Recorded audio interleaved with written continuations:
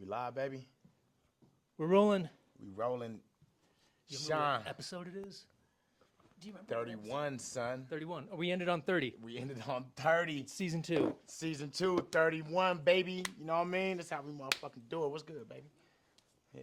No, you gotta connect. Yeah, there I it gotta is. do better. All right, we almost did some Last song. white man. Nigga, watch out, nigga. I've been doing motherfucking, Stretches. Been doing Yo, you stretches. should have seen him on his tippy toes. He can reach over the table. Sorry. Yo, watch out, man. We almost did the white boy Mexican. There we go. When we pull one of them. But nah, man. All right, nigga. I gotta introduce you the right way. Oh, we going to? Okay, yeah, we throwing the shades on. Yeah, nigga. You're that's the type of unrecognizable without them on. I know. Honestly. I know. energy. Yeah, for real. Like it don't in the club. How do you? Fuck it. We don't get to that. It's like reverse Superman. He like takes them off. You know what I'm saying? This nigga. Who are you? Who is that? What you Puts doing, 'em Kevin? Ladies and gentlemen, right now I'm sitting on the motherfucking futon. We got my motherfucking father. Oh, fuck. Monty Jones, you ain't my dad. I only claim real men.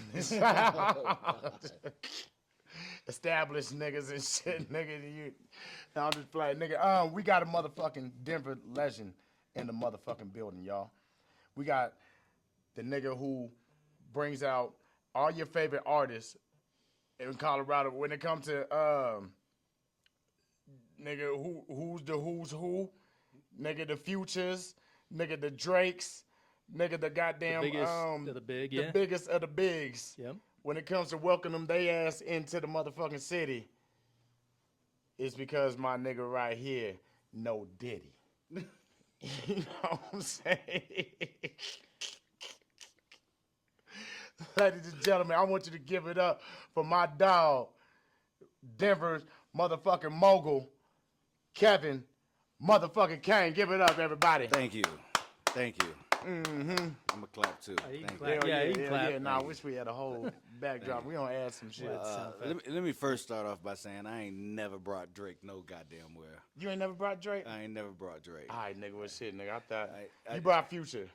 A long time ago. You brought that nigga to the Yeah. Epernay, I feel like. Nigga. No, that was Cook and Squizzy was there for that. For real? Yeah. Okay. I missed out on that Future walk in, but.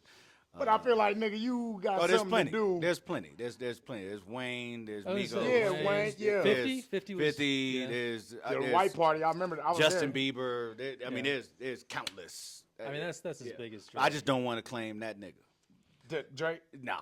Okay. Why we Would ain't you claiming not? Drake? Would you not have Because him? I didn't.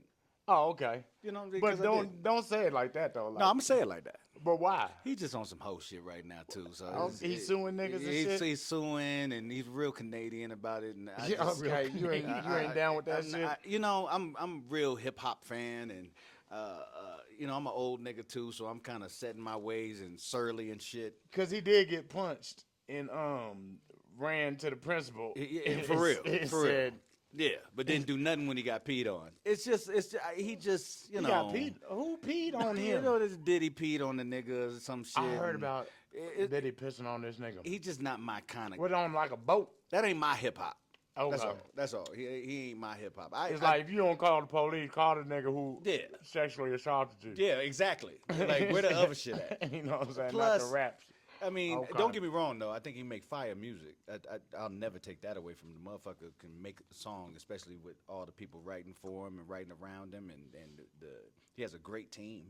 But yeah, I'm not going. I can't. Would you claim work what I with didn't him if the Absolutely. opportunity was right? 100%. Okay. Well, I So don't think that's gonna go down now, though, nigga. do. I mean, maybe it won't. But you know, getting to the money is getting to the money. I can sit. Nah, for I can real, sit yeah. my personal shit to the side. But I'm not pressed to book Drake or a Drake after party or a Drake booking. All right, cause yeah, you might get sued if some bullshit don't go his way. Who knows? You know. You know what I mean? He didn't. He ain't put my Skittles the way Oh, and by the way, And my rider, he didn't. yeah, I'm not dealing with that. He too soft. He's soft. He's soft hip hop. And What's some crazy riders that you had to I deal was with? gonna ask the same question For as real. soon as you said that. Yeah. you know, I haven't seen many crazy writers. The typical shit, the Skittles and the M&Ms and shit like It's that. a bunch of fucking food they're not gonna eat. They're not. right? They don't even touch that shit. But the idea is based around small details. And for the viewers like who don't know what a rider is and shit.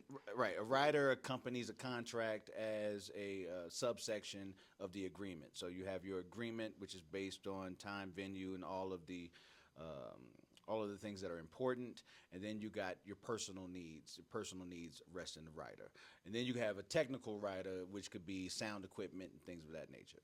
That was Okay. so Yeah. lawfully explained. Yeah, like, nigga, I just wanted- It was just some shit they wanted.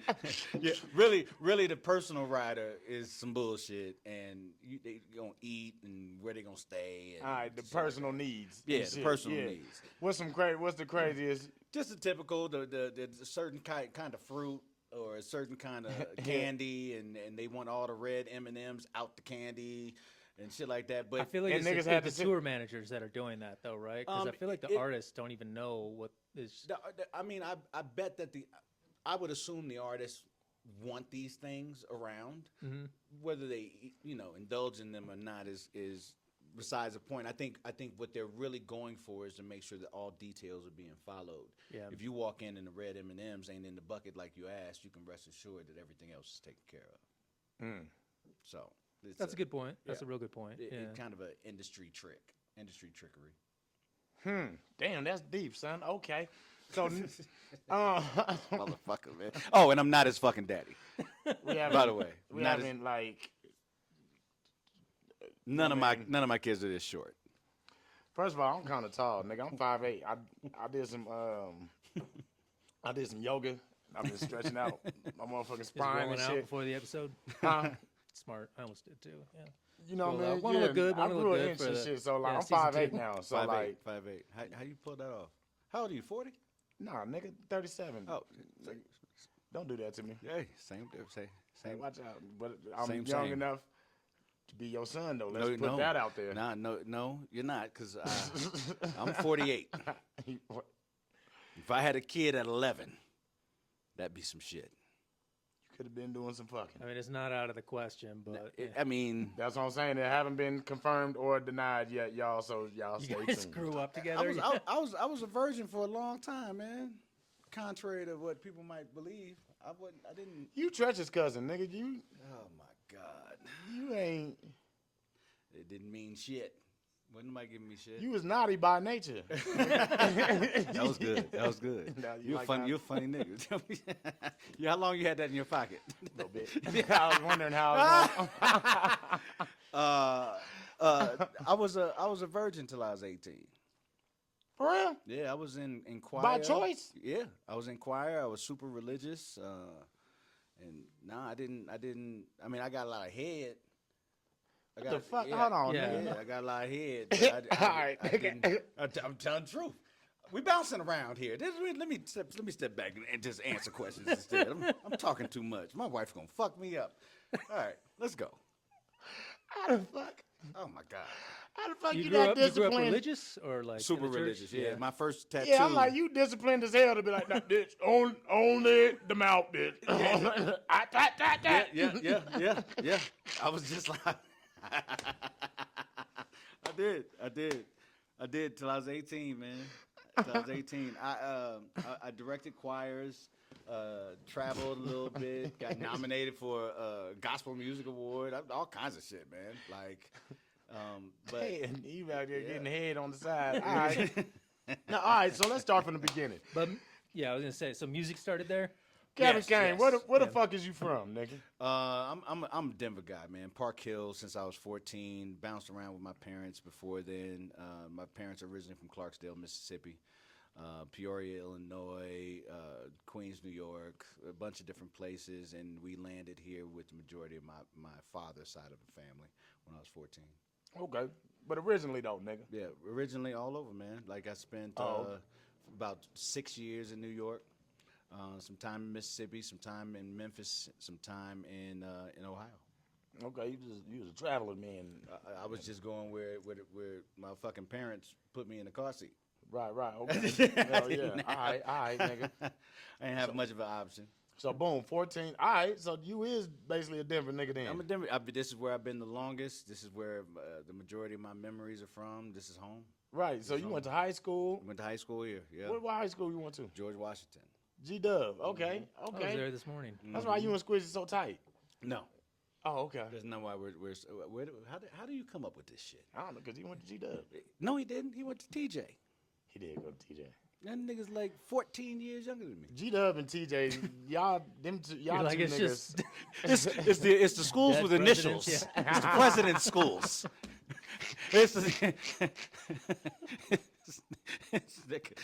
It's the president and vice president schools. You know, Yeah, I always get y'all niggas.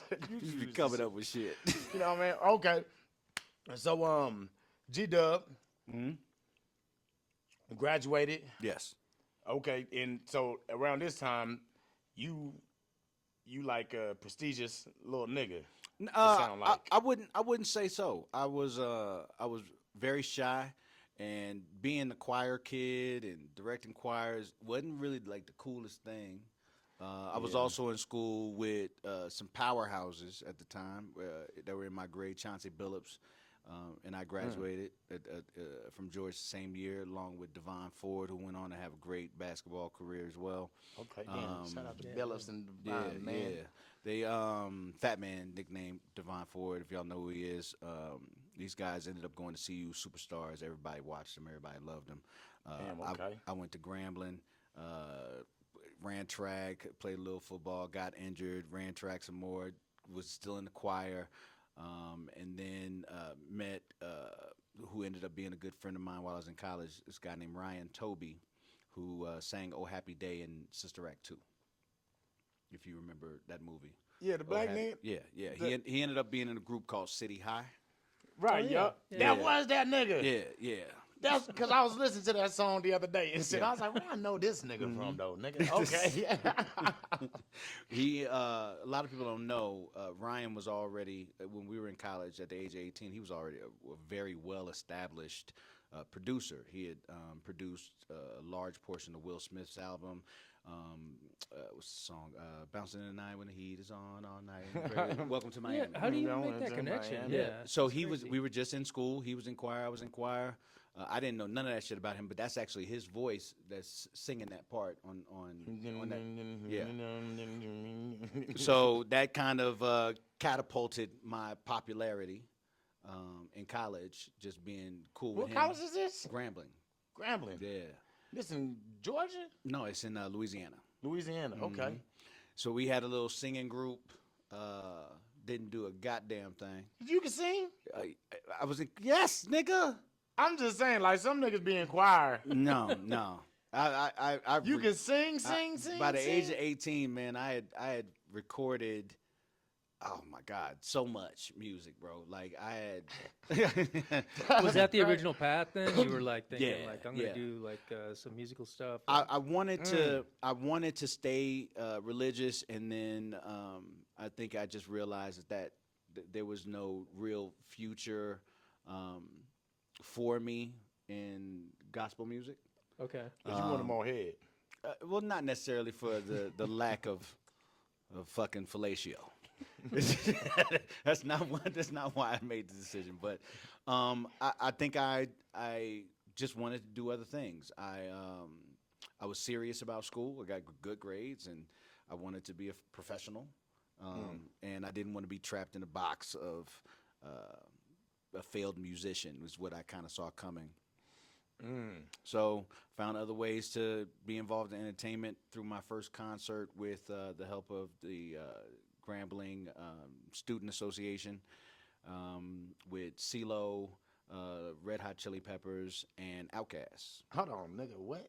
Nigga, that's your Yeah, that's first. pretty big. That was my first. Yeah, that was my first booking. What was your role like doing? I booked it. I was the booker. Okay. So You reached out. yeah. And Adult how do you connection. even, how do fuck you even start reaching out to Well, back then there were these things called yellow pages, right? Locally, right? You have the yellow pages and the white pages. 'Cause there was Okay. no internet. You looked up Red You know, Hot it's Chili like, Peppers. What the fuck?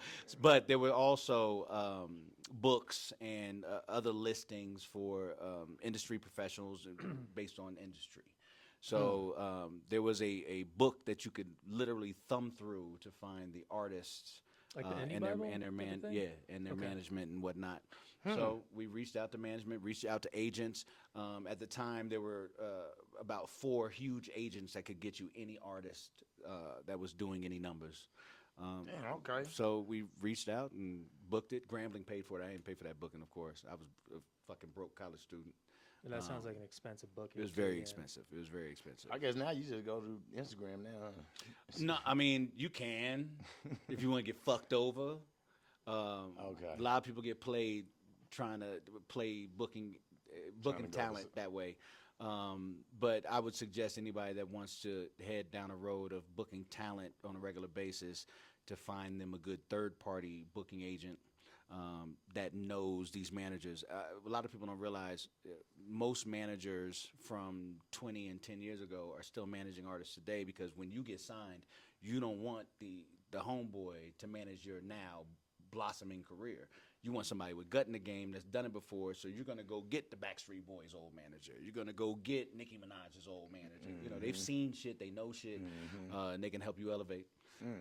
So, yeah, that's how it all started. Well, who's the Okay. third party then? Like you just said, like- There's multiple companies. I used to use a guy named Clay Evans. Was a very good friend of mine for a long time. I don't use him too much anymore. But Clay worked for a company called Big Block Entertainment out of Philly. So what would you like? What would that position be called if someone was Just like- a booking agent, third party booker. Third party booking agent. Okay. Oh, okay. That's Because what it's called. they're going to contact the artist management or the artist's actual booking agent, depending on who the artist is. Like Drake's got his own dedicated booking agent. Yeah. Somebody like who was the Ray Sherman? They don't have a booking agent. They got management, and their managers are in touch with all the big booking agencies. Okay. Yeah. And that makes sense, because if I would have had a third party booking nigga when I was calling all them people on IMDb, that's how I found out how to get in touch with niggas. Nigga said, that's I not the am way." BB, I don't know. Nah, I am, not DB, I am BB. motherfucking what's that? Motherfucking Boys Men, ABC. Every boy family. But nigga, Oh my God, bro. nigga, I was reaching out to nigga. I got in touch with like Keenan Ivory, like real. Oh no, listen. A lot of guys answer their own emails, answer their own calls. John Singleton before he passed, nigga. This right before he passed, nigga. Sean can attest to this. Yeah. I called like whatever number that he had listed on IMDb. Yep. And it was his mom. She picked up. Yeah. And like I was trying to pitch her the script. Yeah. And she was like, I was like, man, can I tell it to you? She's like, don't tell me shit. If you find a number for Rick Ross, it's his sister. For real? Yeah. Yeah. Yeah. His sister Okay. is his manager. His real manager, not his road manager, but yeah. But nah, she was giving me hella sauce and game and shit on how to treat my script. And then not too long after that, he passed. And I didn't want to even reach out to her no more and shit, for real. Well, I would hope not. Right, yeah. He So, he died. shout out to Shayla, man. Yeah, it'd be strange to do it now. Yeah. But Miss Shayla, man. Shout out to his mom and shout out to, all right, rest in peace, John Singleton, man. Yeah, for sure. For real. But so yeah, third party booking agencies are important, because a lot of them companies was like, who are you? And I was Yeah. like, And you got to be careful with those too. for real? I mean, everybody's scamming. They got a scam for everything Yeah. now, man. So you want established. I would recommend getting a third-party booking agent from somebody who's utilized them before and they got years in the business. I wouldn't use nobody new. Okay. Nobody no ever. new nigga. Yeah. No Because new niggas. because for real, when I was calling, they was like, who is this? I'm like, Azadar. Yo, I remember the first time you told me your punk ass name. That's why, nigga. I said, My name Ajane? is- My name is Grand. What? Nigga, fuck out of here, nigga. Fucking Ajane. My name is a king's name, nigga. Name of a kingsman. No, so I want to know, But- yeah, like, where are we at now? College? Yeah, So- college. Okay, so And you Grambling, said your you were first a show, shy musician. Yeah, yeah.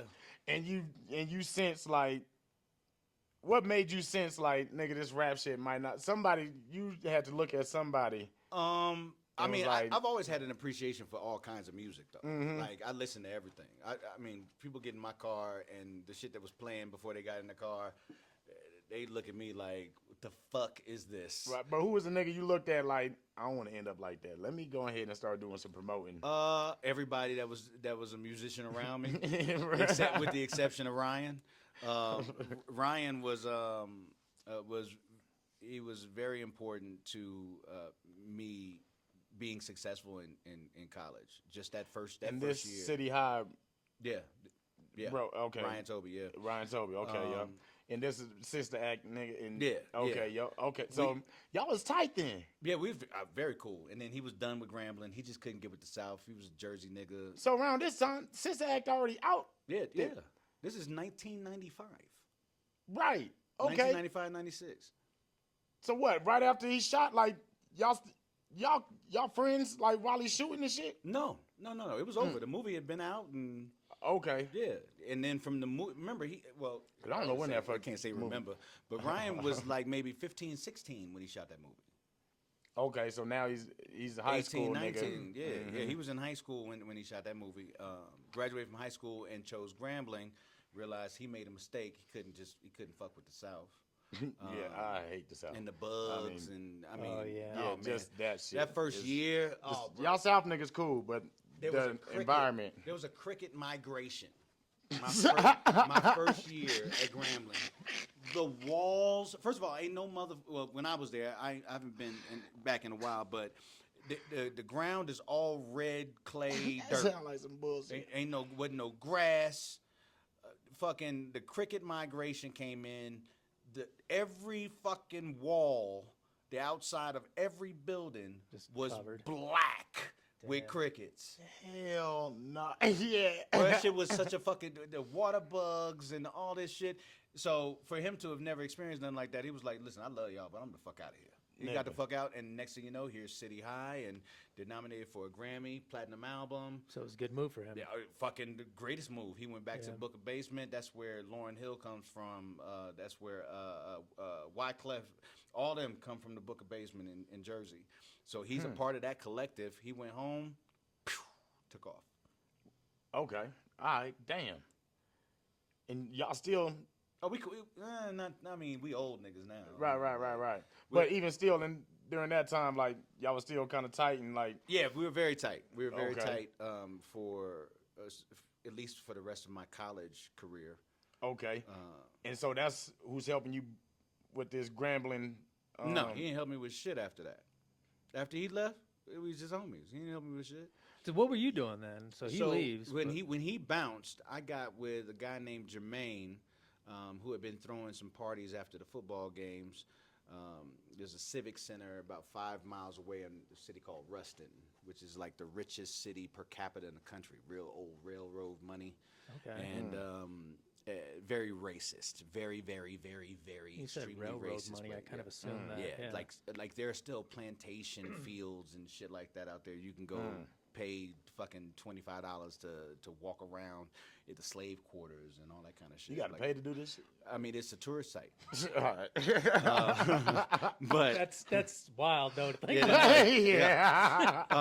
but they ended up shutting down all the parties we were doing that he was doing in that part of Ruston by the time that I got with him. I bet. And he wanted to open a club. So there's right outside of Ruston, there's Jackson Parish.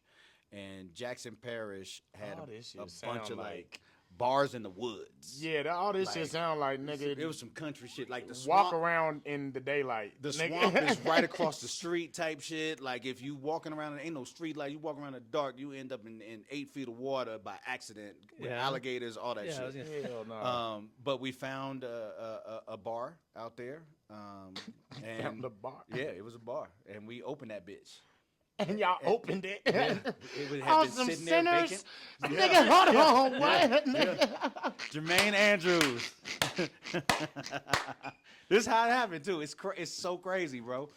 And you know, what's Hell nah, the nigga. most interesting thing about it is, I'm while this is happening, I don't realize how abnormal it is. Yeah. I don't realize. Right. I think this is what everybody do in college. They go find a place and throw some parties. That's the way I viewed it. Okay. But that ain't it. Also, in Jackson Parish, in the Bible Belt in general, at this time in the mid '90s, it was 18 to drink and 21 to buy. Huh. So you could drink at the age of 18. You just can't buy it? You couldn't buy it unless you were That's 21. stupid. So if it's around, Yeah. So Huh. Jermaine was 21. I ain't buy this, officer. My dad ain't buy it. Jermaine and TJ were both 21, and there was about 5 of us involved. And my core job was the marketing. So I would get the flyers done and all this shit. Remind me to come back to that. That's going to be very important when I come back to Denver and how I met my next partners, Francois and Alvin. Okay. But Yeah, we getting a 3D. this Yeah, is go- such a fucking. I haven't told this story in so long, bro.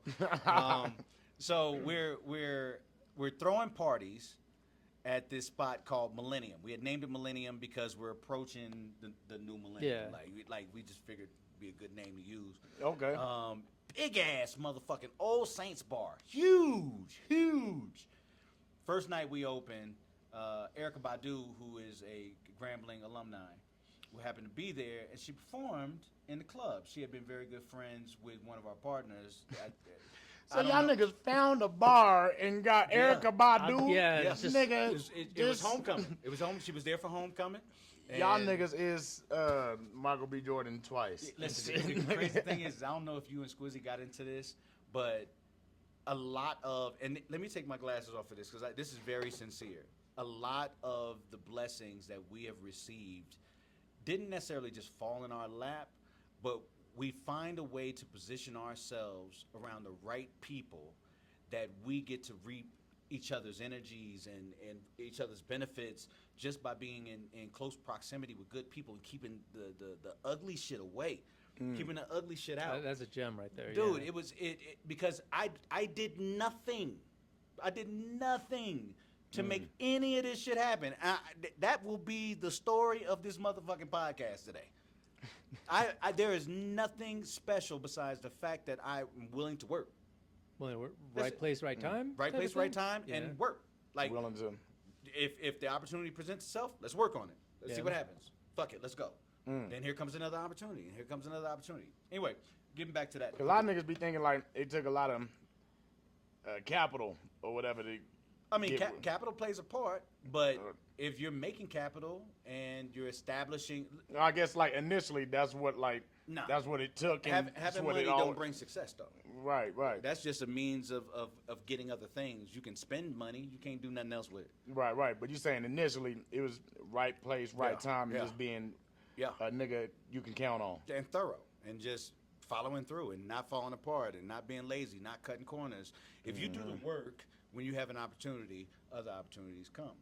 So, real. which leads me to phase 2, which we opened while we had Millennium.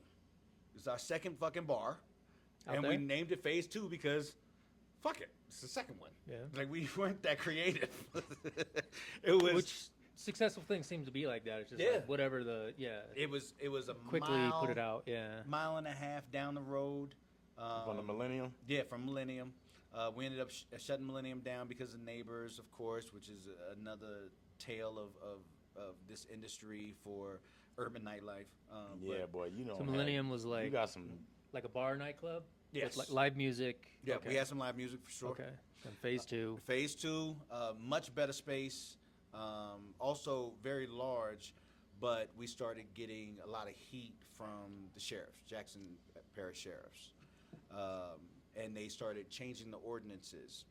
In these small little towns, they don't need your local senate to vote on something. Yeah. You're somebody. You're somebody.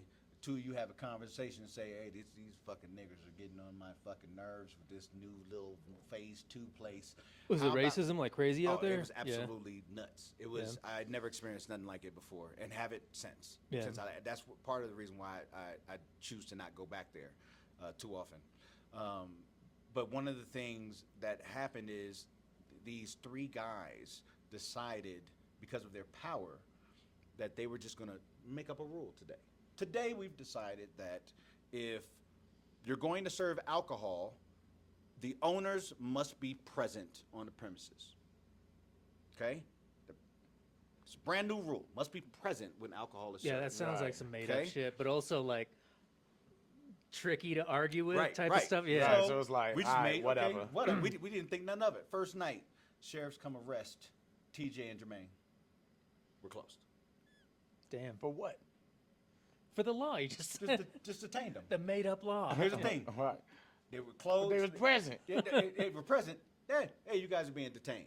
Now, if anybody knows anything about how an arrest and detainment works, you don't have to file charges for up to 48 hours.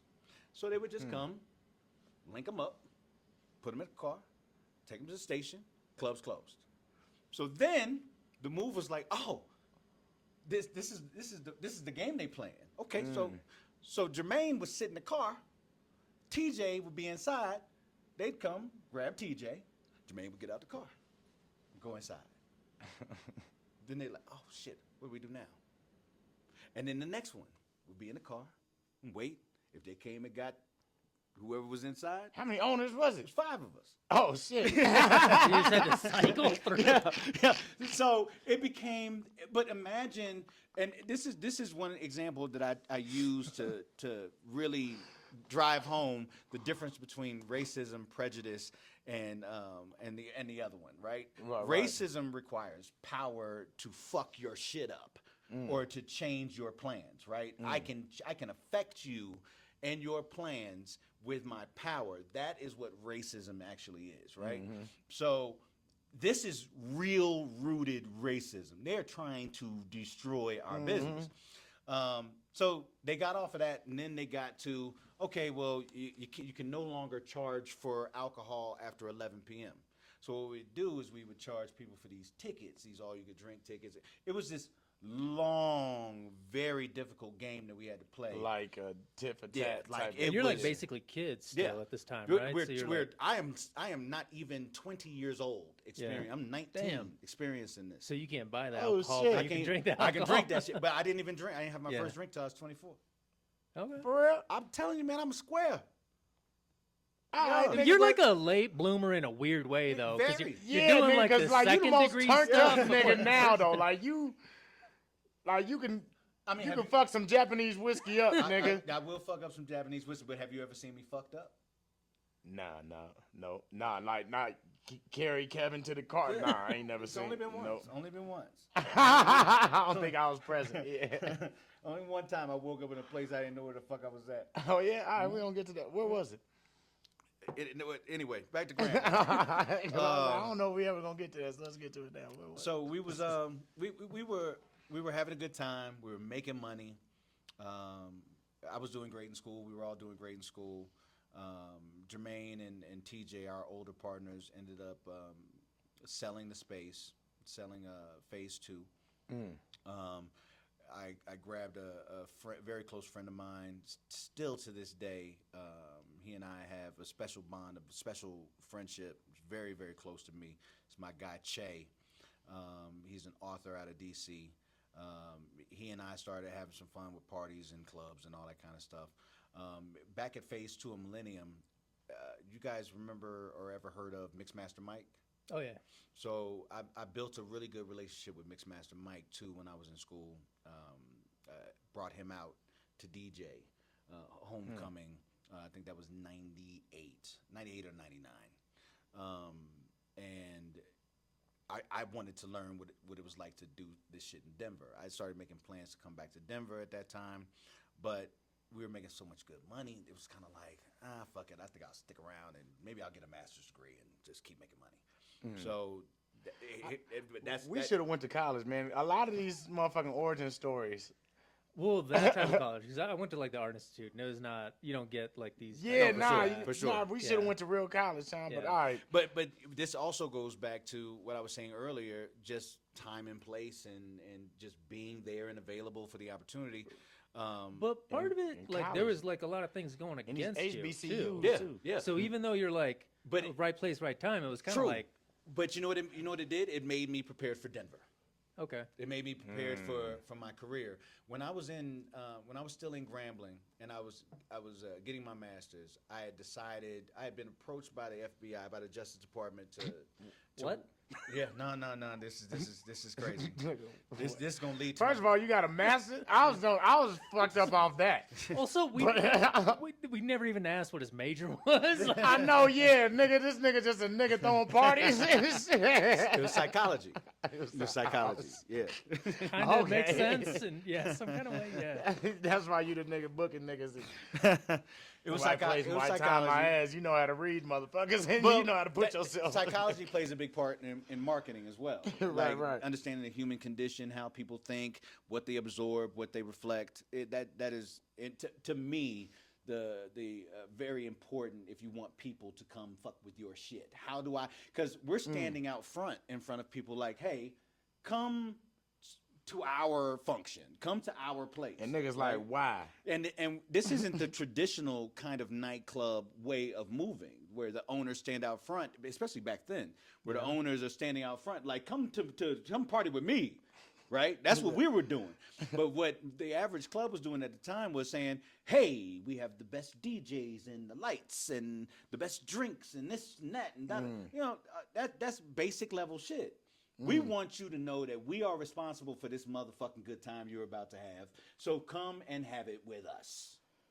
And that- y'all niggas is pitching this shit on the street. Yeah. Like, Yeah, that's how in, that, like, in Carnival single Barker in type shit, single yeah. color flyers, bro. Yo, I have I should have brought that bitch.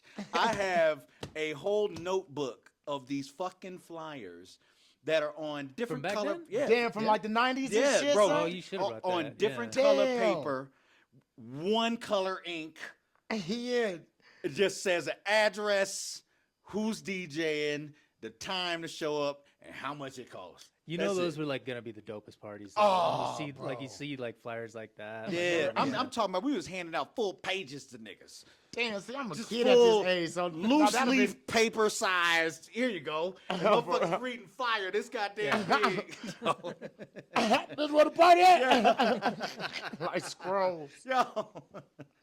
Yeah, but that's the '90s. Like, they were, Damn. I know we're used to these glossy. See, yeah, you old flyers. enough to be my nigga. I'm born in '88, and you out here, nigga, getting fellatio and shit. I swear, nigga. Not in '88. What was you, nigga? You was doing something. I wasn't doing shit in '88. Alright. Yo, I was fucking. That's what he said, y'all. All right. but we don't Anyway. know it. Anyway. All right, yeah, back to Yeah. it. So boom, cause nigga, I feel like now we almost finna bridge the gap between Yes. Yeah. Louisiana and Denver. Yeah. And so and Francois and because Yeah. you Yeah. told yeah. me to remind you. Because I didn't know them yet. I Right. didn't know them yet. But you said there's a funny story. There's So- a bunch of funny stories. Right. All right. Fuck. I Yep, just got 'cause another now we one. gonna But you get said into you all of said them. you well he kind of left off like, why don't I stay down here? Mhm. So I stayed. Oh, yeah, there was more. yeah. I stayed, got my More master's happened. degree, and Yeah. Oh, the FBI. yeah, Boom. The Justice Department What? had recruited me because let's They understand- recruited you. Yeah, but I'm black and I was willing to come to Denver. It's quota shit. It didn't have nothing to do with talent or. Hold on, but nigga. well, we need to hear this out. 'cause Yeah, it's- why is they so- recruiting you? Like, that's Well, a nigga okay. we like to. So keep in mind, 80s and 90s, a black person working within the Justice Department really wasn't too much of a thing. So was you already working? No. I was a college student. I was Right, you just a yeah. college I was student. just studying college and got my psychology clubs and da-da-da. and throwing But parties. the Justice Department has started going around to black colleges to recruit people to work for the Justice Department. Because This still when like drafting and shit is still like a thing. No, it's affirmative action, motherfucker. This nigga said Yeah, drafting. no. Oh my god. Wait. Drafting? Drafting? Like the military or the NFL? What are you talking about? Military. Yo, I think he just tried to say like the oldest shit. You think yo, it's- where's the whiskey? Oh my god, I need more whiskey. Fuck. All right, keep going. Let's see All the right, story. all Let's see the right, story. All right, my fault, nigga. I just steal them times and shit. Yo, I gotta meet your real dad. Me too. Yo.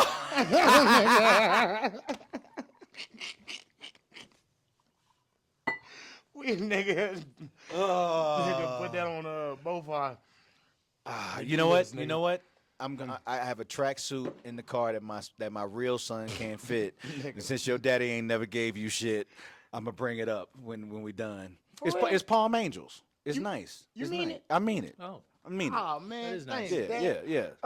Yeah, nigga, this is better than that one book you try to get me. Nigga. What? Monty Jones. He tried to claim he my dad. And he brought me this, nigga. My real dad brought me a whole tracksuit, nigga. Fuck out of here, nigga. Oh my god, what the fuck am I doing here? All right. Yeah, nigga. So I went. boy, okay, so you getting recruited and Yes, shit. yeah. All right. And mind you, they were recruiting for people to go back to specific cities. That's where their interest in me came from. Like it came from wanting somebody What to do meet they a want you court to in do? Colorado. Well, they wanted to make sure I qualified first. They didn't really Okay. have a plan for me. So I They went. just like we need niggas. Yes. To like influence other people? Or No, something, or no, like no. to- It was more to work within the FBI so they could claim that they have this certain number of African Americans working for the FBI. So they're like, nigga, we need niggas. Go to Yes. all the nigga go places. yeah, and yeah. then start just weeding out like the good niggas Yeah. from all them niggas. It was real, So like real intel, recruitment. they wanted like information? No, or no, no, something? no, no, no, no. They wanted agents. They wanted people to work for the Department of Justice. What did what did they ask you to do? Like what Nothing. Was They didn't get around. Well, first it starts with the application process. Okay. So, which is very exhaustive. It includes a very thorough background check done by FBI agents who go talk to. They want to know your girlfriend's name, addresses, and phone numbers. They want to talk to your family. They want to make sure that you can come into the FBI uncompromised. That's the first step. Yeah, I heard about all that shit. Then there is, at this time they had a Big Brother, Big Sister program. They connect you with an FBI agent that you kind of prepare for your testing with, and you prepare for your polygraph test. And at the time, the polygraph test, I believe it was like 7 questions. It was really all about drugs. They wanted to know your So drug it sounded like a history. nigga came like, hey, nigga, you want to be an FBI? And it sounded like you and, was like, and, all right. and they sent a nigga to ask me. Ah, for real? Yeah, oh Okay. yeah. They visited us because we were psychology majors, and at this time I was getting my master's in psychology. That's so the attraction right there. yeah, they wanted. Yeah, that makes sense The now. goal, I believe, which never really was said out loud, but was told to me by the local CBI agent that was here when I got back to Denver, was they were looking for profilers. They wanted a black profiler. The fuck that mean? The profiler is somebody that can Look like a nigga. you can this motherfucker, y'all. Now I see why your daddy left. It was me. It was you. All right. Okay. No, I came ready too, nigga. I came ready. No, you Yo, didn't, nigga. yo, All right, whatever, okay. nigga. Okay. I still want that tracksuit, nigga. But come on. You gonna wear it to your next episode? You gotta wear it the next episode. I'm over here, y'all. So, My okay. dad got me. All right. Where was I at? Fuck. Fucking the black dude. Oh yeah. So they came and visited us and basically recruited us to at least apply for the Justice Department. I applied. I got with my big sister, which was also a very interesting experience. She was about a 62-year-old white woman. The CBI building is a little different. They remodeled it now, but her office was in that building when I first met her. She comes down to get me just past the metal detectors, and she's got this cardigan on. And I get on the elevator with her. She had already read my profile. She knew that I was in nightlife. She knew I threw concerts and booked concerts, booked shows, and she thought I was considered what most people would consider cool, very cool. So when we get into her office, she opens her cardigan. This motherfucker bitch pulls out a fucking Desert Eagle from a holster, puts it in her drawer, closes the drawer, sits down, and says, "What the fuck are you doing here?" And I didn't know how to really handle that, Right. because I thought this was like a very professional kind of environment. Yeah, yeah. But she was a straight Ain't no shooter. motherfucker She was said, strapped. she said, "I've looked at your financial records.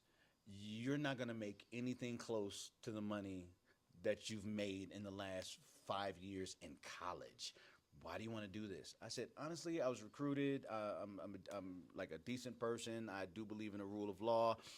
Thinking about getting You into straight shooting at law this time. school and Yep. all this shit. So I had an interest in law." Just exploring the opportunity. Right. Yeah, so sure. for me, I didn't have any interest on going back to nightlife, booking another fucking show ever again. Did you feel like there was a future there? Yes. In the I did nightlife feel- stuff? absolutely. No, I didn't feel like there was a future in the nightlife. So you were like, I might have to So, go do so you this. stopped seeing the future in the music. Yeah. Stopped seeing the future in the nightlife. Yeah. And you was like, nigga, to be real, this criminal I'm- justice shit I'm might headed be to where make it's at. my mother proud. I'm headed to being a decent person and not just watching people get fucked up and drunk all the time and fucking in bathrooms and all the shit that I You're gonna- experienced you're in gonna make it- college. I'm headed for true adulthood, right? I'm trying to be serious about it. And that's the first very professional person to turn to me and ask me what the fuck I was thinking. What am I doing here? Do you think when she asked that, like, it was like she was being genuine? Like, hey, Absolutely. you've already got an opportunity that you could run with? Or did it sound like a test? Like No. some sort of... She was being. I believe this to this day. I think she was being very genuine. I Yeah. think that when she looked at my financial records and like went through my profile, she saw someone that could either be compromised because of his history, like. Of course, I'm around drug dealers and this kind of, whatever. Something you forgot about Yeah. could come back. Even yeah.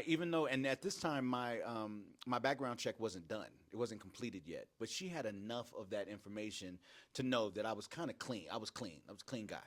And I didn't have many girlfriends. At that point, I only had 2 girlfriends that they had to interview, to the point where they asked me, are there people you just have sex with? Because I they got hit want twice. Yeah. So when we're sitting there talking, I maintained a very professional kind of perspective on it and said, no, this is absolutely what I want to do. And I was very serious about it. My background check came back. It was clean. Had some classes to do. She came with me to 2 of them. There were 9 classes. Went through all them with wonderful colors. Did the polygraph. I had never touched cocaine or weed, which at the time was the majority of the polygraph. I mean, to the point where they say, have you smoked marijuana any time in the last 3 months? Have you smoked marijuana more than twice in the last 10 months? And shit like that. Yeah. Cocaine was also in there, and then any other hard drug. Obviously passed that shit. At that time, I hadn't even had a sip of liquor in my life. So I'm headed to the Justice Department, baby. Damn. Well, 9/11 happens. That changed things? Yeah. 9/11 happens, and immediately the Justice Department puts a freeze on all hiring.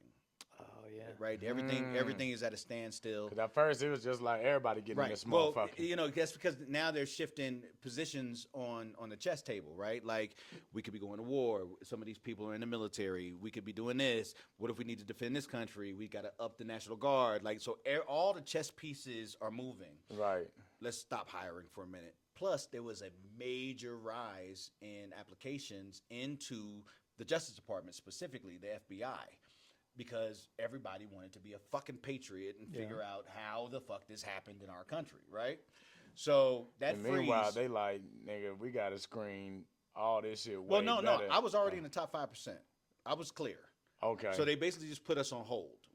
My class was no, already I mean clear to like go. just period. Like even the top 5, they just, I don't know. I'm thinking like they'd be like, yo, now we gotta like really, like, stop infiltrators and all kind of possible well, infiltrators. Well, there and- was some of that. I remember that. Yeah, 'cause shit there was got some real. of- there was Right, some of that right. yeah. Like we up until that point, we lived in a very cozy, we can't be touched kind of place. Mm-hmm. So We they're didn't even doing fun stuff like Yeah. recruiting college. Because kids. how was Right. airports Like, back party. then? Right. I don't think I've been to an airport pre 9/11. Oh, it was a totally different experience before. like what? Like You could walk out to the gate. Your Bro, whole family yeah, could yeah, come. Like, yeah, no, yeah. that security shit. Your family was could no walk security. you to the plane right, without Yeah. a ticket. right. That the parking structures that we have now, where you have to park in these parking lots, and the cars are kind of blocked into these areas, and none of that shit was like that. Man, when the airport was at Stapleton, it's just a big ass parking lot.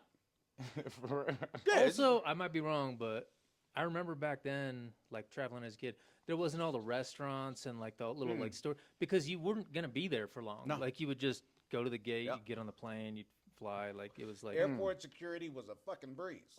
No shoes off, no belts off, no none of that shit. right, Just go to your fucking plane. right. With your Simple- it's cocaine simple. in They your. wanted to X-ray. They wanted to X-ray your bag. that was That's it. it. Yeah. You just had to send like that a was bag the, through. Yeah. the extremity. Yeah, that was of- it. Okay. So 9/11 happened, and everything's on hold. While everything is on hold, I knock up this chick. Okay. I get her pregnant, Damn. and she's fucking nuts. And I'm not saying that because I hate her, because I don't hate her. She brought me my oldest daughter, who is a Howard University graduate. Shout out to her. Super amazing individual. Hello, Nadia, if you see this. But her mother has some very serious issues, and Yeah. we were just having fun.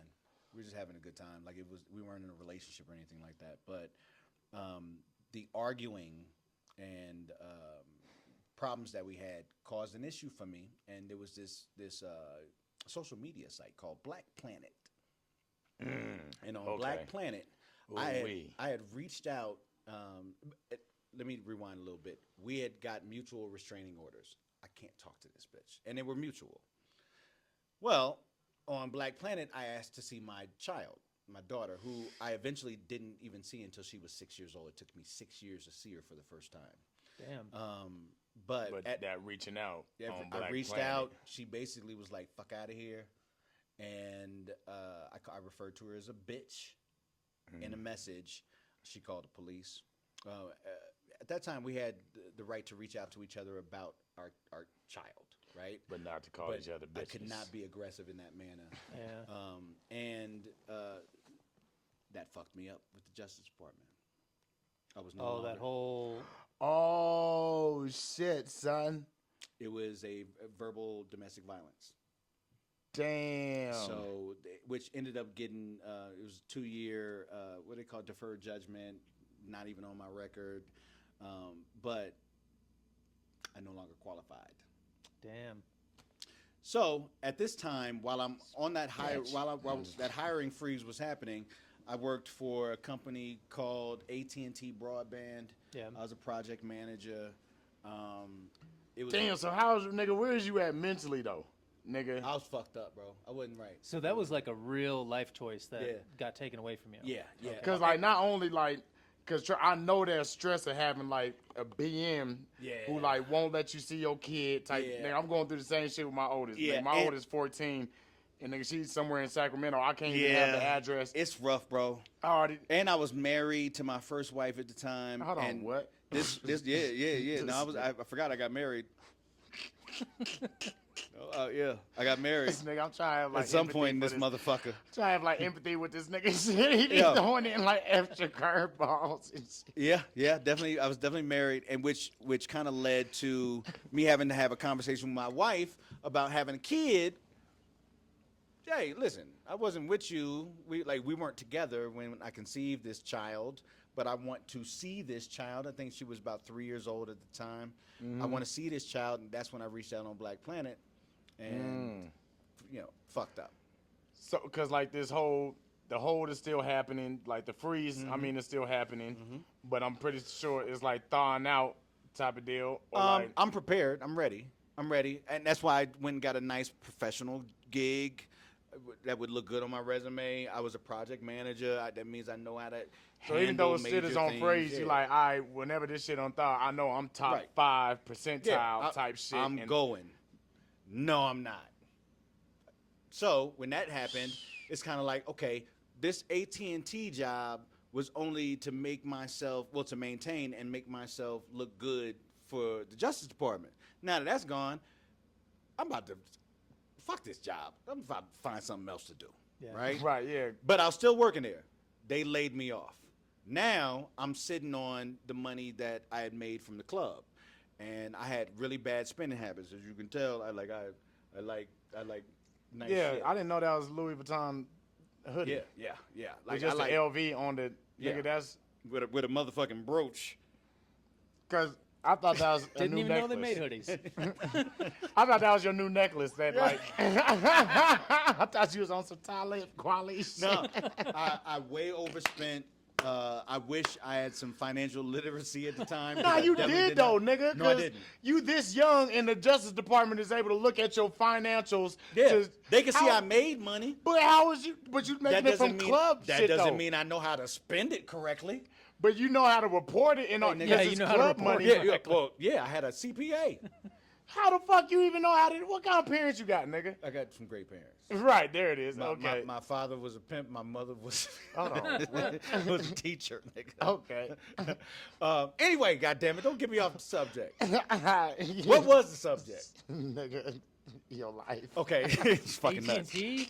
AT&T Leaving broadband AT&T? got laid off, and during that layoff, I took my ergonomic keyboard, and these motherfuckers tried to have charges filed on me for that. Ergonomic. Yeah. Oh man, that's a Crazy. keyboard with your put your wrist right here like this, and it's curves and shit. It was fire. It was fire. Okay. It was fire. So Huh. all of You this a nerd happened. at heart. I'm a real nerd, bro. Right. I'm not bullshitting. All right. So fast forward a little bit. I'm living off my savings. I'm drowning myself in debt, not paying my bills correctly, Yeah, that's still where we trying to at. be fly, all that kind of shit. And then I said, fuck it, man, I'm gonna go out tonight. So I went out to this spot called La Rumba, and inside, at La Rumba, Where is we living at now? Denver. This is all here. So how do we get from? I got recruited. I came back. Oh, so that's what brought you here. Yeah. So they like come here, and so Yeah. But then it's on freeze while you here. Yeah. Type shit. So I'm working so in you DTC. Like, fuck it. Okay. Yeah. Yeah. I still can't see the kid. Right. Right. My wife is pissed off because she didn't have my first kid. She's plotting on divorcing. Huh. So I say, well, fuck everything. I'm going out. Okay. I get out.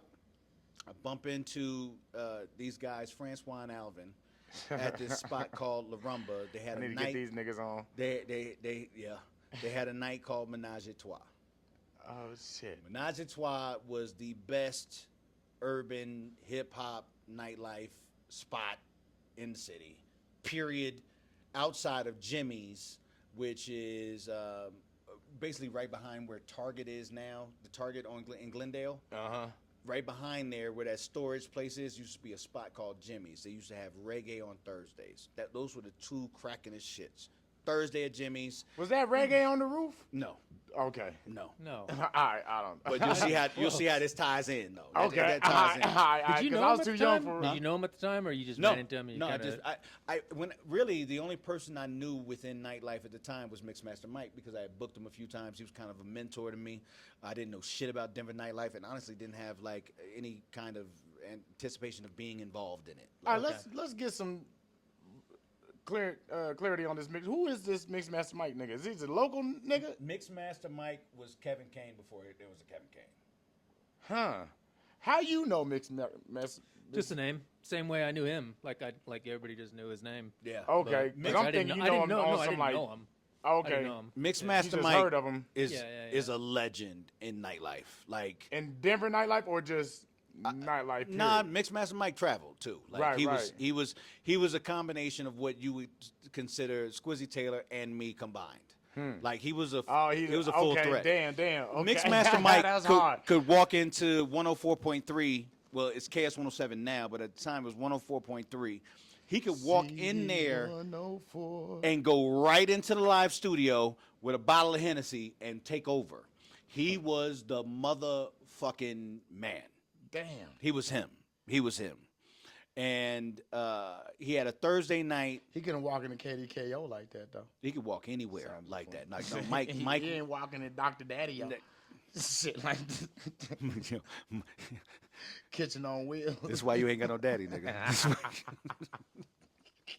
I know one of these daddy jokes gonna get clipped up. I'm gonna like Yeah. I'm gonna mix it in with a little bit of Mike Jones. It's gonna be an old dad thing. But Yeah, so I had spent that time. Anytime I would go out, I would just go out and hang out with Mike. He had these guys with him, Johnny Fantastic, Swan Blaze. They were the Fab Five. He had a crew. Very good to watch them. They showed me what it was like to be opposed and still win in nightlife, urban nightlife in Denver.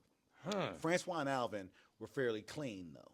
These were CU Boulder guys, came down, very well kept, no thugs around them, you know what I'm saying? Mixmaster Mike had every hood around him. The hood supported him like crazy. But Francois and Alvin, very different.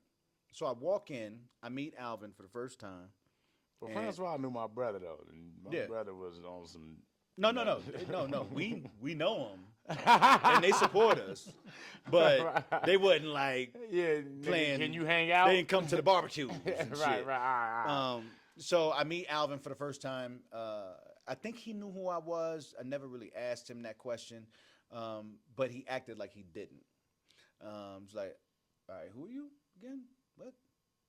I was like, all right, nigga. Well, I'm Kevin Kain. I'm the guy that went to Grambling. I brought Mixmaster Mike out. That I break my whole shit down. I got my photo album in the car. I run out to the car, bring it back in. I'm flipping through all my one color flyers, like I'm hot shit. So that started out as a that started out as a like a real like. Because now I'm thinking. Well, keep in mind, I didn't go there with the anticipation of going to start something in nightlife. I just went to have a good time. I'm stressed the fuck out. My life is that night. This that same night. Okay, yeah. I'm spiraling right now. Yep, it's real tough. Okay, yep. So the book is in the car. Hey, he don't give a fuck about none of this. All he want to do is buy these 2 white girls lemon drops. That's all he wants to do. He don't give a fucking shit about what I'm talking about. And I felt that energy, and I was like, all right, nigga. All right. And I don't bother him again. I met Francois that same night. Francois was cool. We went to the bar. We were talking. And that was Alvin, you said? Yeah. Yeah. What was his status at the time? Was Alvin did little white bitches, so they were promoting because okay. So like they were 3 deep already. They were known. But who was the 3? It was only 2 of them. Their third member didn't come to Denver with them. When he graduated, he went elsewhere. So they were still called 3 deep. So they got college origins too, huh? Yeah. Yeah, we gotta go to college, or we gotta go back. Yeah, and to be honest, their college origins are great. Their story is great. For real? Yeah, it's fire. Fuck! It's fire. I didn't go to college. What the fuck, Mom? God damn it! Well, this is me too, but anyway, all right. She couldn't. So they were already kind of like doing their thing. Yeah, they were already established, already doing their thing, making their own deals. The owner of La Rumba worked with a company called House of Blues Concerts, where these 2 guys had done their internship, and they now worked at full time, which House of Blues Concerts is now considered AEG. Okay? So I know AEG. Yeah. Okay, so if you ever heard the name Barry Fay, they worked for Barry Fay. Barry Fay was like the biggest concert booker and one of the biggest concert bookers in the country. See, I ain't heard that name, but just the AEG stands out. The popularity of Red Rocks is due to Barry Fay. That's what I was gonna say. That's why I know that name. Yeah. Barry Fay was him. Like him. Yeah, bro. They would like. There are bands like U2 that would call Barry Fay for advice. Bruce Springsteen and Barry Fay were homies. Like. He is. Damn, Barry Fay. Barry Fay knows had Michael Jackson's phone number. Barry Fay was a dog. Like he was. So is he still? No, he's passed. Damn. Okay. So Francois and Alvin. Damn, that sounds like a cold ass nigga. Francois and Alvin are under him. Oh shit, son. Right. So they're dogs. That's why Alvin gave me that shun. Like, who the fuck are you? Okay, like I got because he's already like in his position. He's in his bag. They are winning. They working. And you coming at him with this promoter talk like, type hey, shit. nigga, look at my shit. Yeah. He's like, nigga, these flyers are one color. They already on color flyers. I look like country fucking bumpkin. Cause you in country fucking Yeah, I boat. was in. So and at this point, Damn, I son. kind of feel like I embarrassed myself a little bit. So I'm like, man, I'm talking to this light Yeah, skinned you nigga come no with more, man. the- Fuck this. yeah. Yeah, you like, oh, I'll play myself. Type. So I'm talking to Francois. Francois is a very calculated person, and I say that as a positive. Francois sees shit coming. He's very he'll watch, he'll remember, put it in his pocket, but it's right there. Like he knows you coming, right? Okay. So Francois basically took me to the bar and had a conversation with me, like very brief, nothing special. We ended up talking to some Broncos that was at the bar. I think it was Dwayne Carswell and Al Wilson. Like at the Steve bar. Atwater and shit. No, not Steve Atwater. That was a long time ago, motherfucker. So we have a great night. I leave, and maybe 2 weeks later, I go somewhere else. I think I went to Jimmy's and hung out with Mixmaster Mike. End up leaving with a chick. She lives in Cherry Creek. She's like, "You want to come to my house?" I'm like, "Yeah, I want to come to your house." Damn. So I'm divorced and shit. What the fuck? Let's go. Get to her house. Inside her house, it's this multi-level condo. I can hear somebody fucking upstairs. And they fucking. It's a lot of fucking. Inside the same condo? Or? Yeah, it's inside the same Okay. condo. Other bedroom. Huh. So I start fucking, and now it's like a lot of fucking.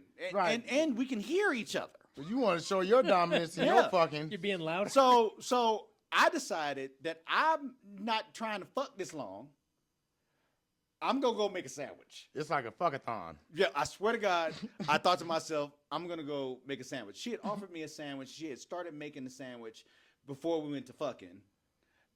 There's half a sandwich made in the kitchen right now. It's so much fucking. You started thinking about this half. It's too much fucking. It's too much fucking.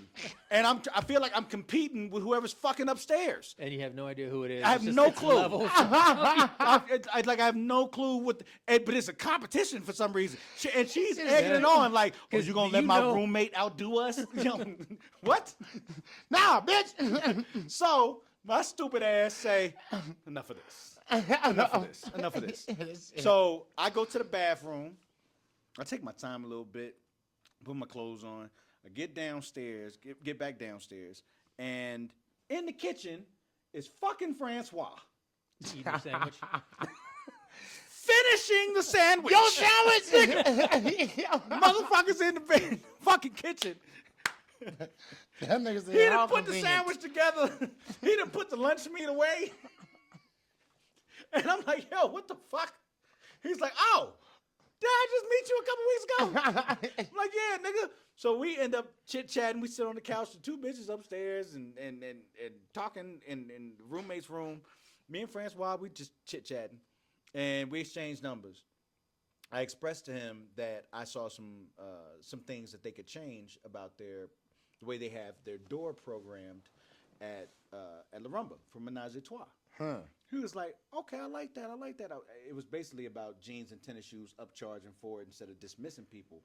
You want people to feel like they have an opportunity to come back next week the way you want them to. But tonight, you can pay this little $20. You can get in this evening as a pass. Really, Okay. that pass is undercover as fuck. Come back like this again next week. Let's keep getting this money. If you want to break the dress code, more than welcome to let You your gotta, ass we in. gotta hit your ass upside the head though. Right. Okay. Slick though. Right. Slick, yeah. So- Damn. Okay. So Yeah. you Yeah. was like a pioneer The to like keep nightclub niggas. whisperer, nigga. Yeah. So he was like, "You want to do it for us?" I'm like, "Sure, but I'll show you how to do it. I'm not gonna stay on that too long though." He's like, "All right, cool." So I put my suit on, put my glasses on, nigga. I'm standing out front. I ain't know none of these fucking people. They coming up. Nah, I gotta charge you for your jeans and your tennis shoes, bro. Nah, baby, I can't let you in with them tennis shoes on. I'm sorry, but if you got another $10, you still gotta pay the cover inside though. And this is all I did all night long. I made more money outside than they made it with the cover charge inside. This nigga's handed me $150. Okay, Now I'm talking about thousands of dollars being made. Yeah. Give me $150 for the night. I ain't say nothing, right? I ain't say because this ain't my business. You know, if I want to go back, then I need to tell them what I want. So when Francois was like, "Oh no, this is crazy. I love this," so I started telling him, "Hey, I want to be more involved in the actual business." And Francois was very like Francois was with the shit. I think he saw some value in me. Alvin, not so much.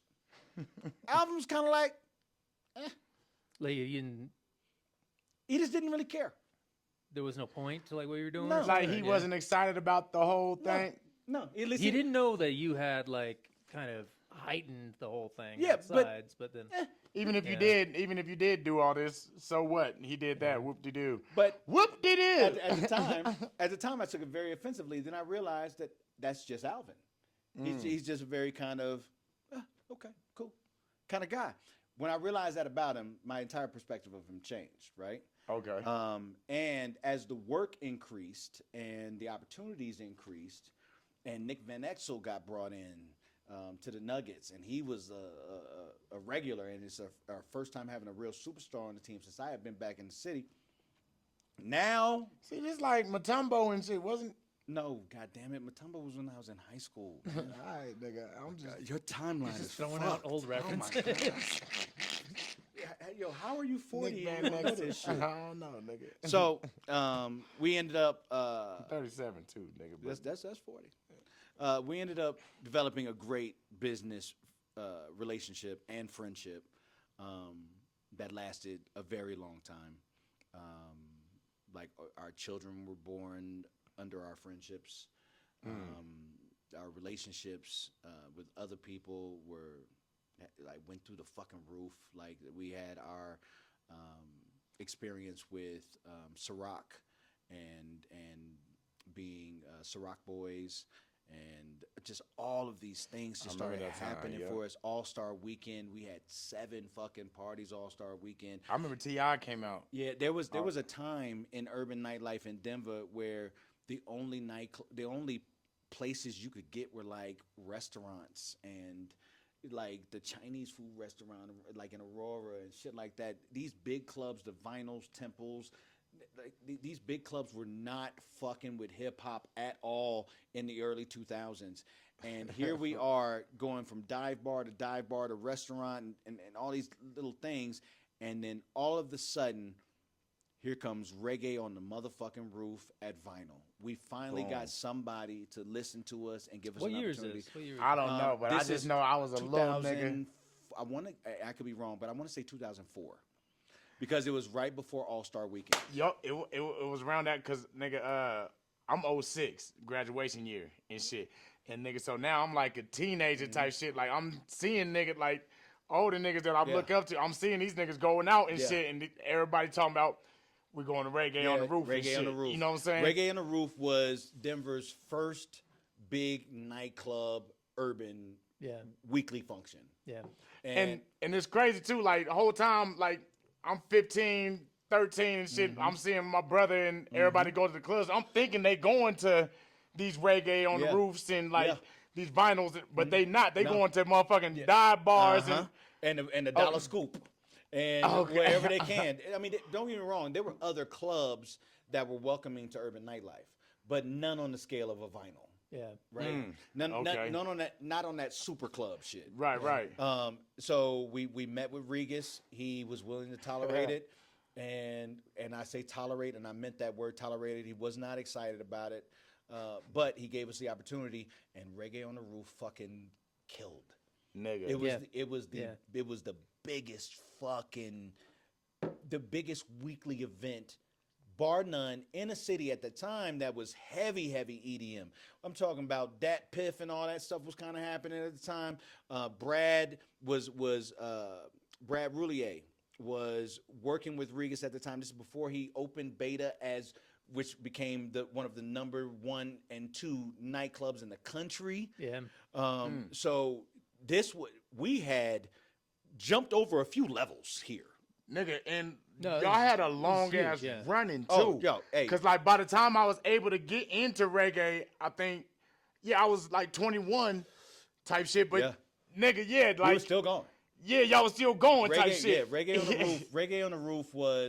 Reggae on the Roof basically showed me that everybody loves hip hop. Yeah. And I And don't I know thought that niggas just love reggae. No. I mean, don't get me Just all wrong. time. We only played reggae from 9 to 10:30. The Bruh. rest of that shit. It just warmed it up. Oh yeah. The rest of that shit was Tupac, I thought niggas just Jay-Z, love reggae. Ludacris.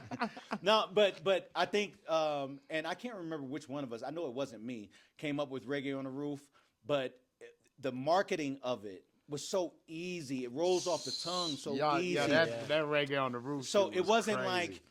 like Friday nights at this place or Saturday nights at this place, which was the norm at the time. Reggae on the Roof gave it real theme, real energy, and when people saw it, they were excited about it. And I really feel like in this city, that was the beginning, the true beginning of big nightlife in the urban environment. Like weekly event type Absolutely, of thing. yeah. 'Cause nigga, Where you yeah. could go every week. This was your shit. Yeah. Yeah. So when that was like a 3D. That was is 3D. the- Yes. Okay. 'Cause- Oh, and by that time, I was full-fledged 3D partner. Okay, because there's Okay. something that, and I feel like kind of an outsider, especially since that was around the time when I first moved out here. So Sure. I went to that and stuff like that. But I also I saw 3D, but I saw your name Yeah. a lot. I was like, Yeah. oh, there's the Kevin Kain event, Yeah. So but I never saw like this Francois event or Right. this Alvin event, So, anything like that. let So me- how let me- does- yeah, I'ma give you that how did timeline. have Okay, your own nigga, name? so- I'm gonna give you the timeline. You like the Andy. McDonald's niggas. No, Nigga. I'm gonna give you all the timeline. I'll give you the timeline. Okay, so we're all 3 deep. Uh-huh. 2005 happens. All-Star Weekend happens. Reggae on the Roof is already. Is that kicking when ass.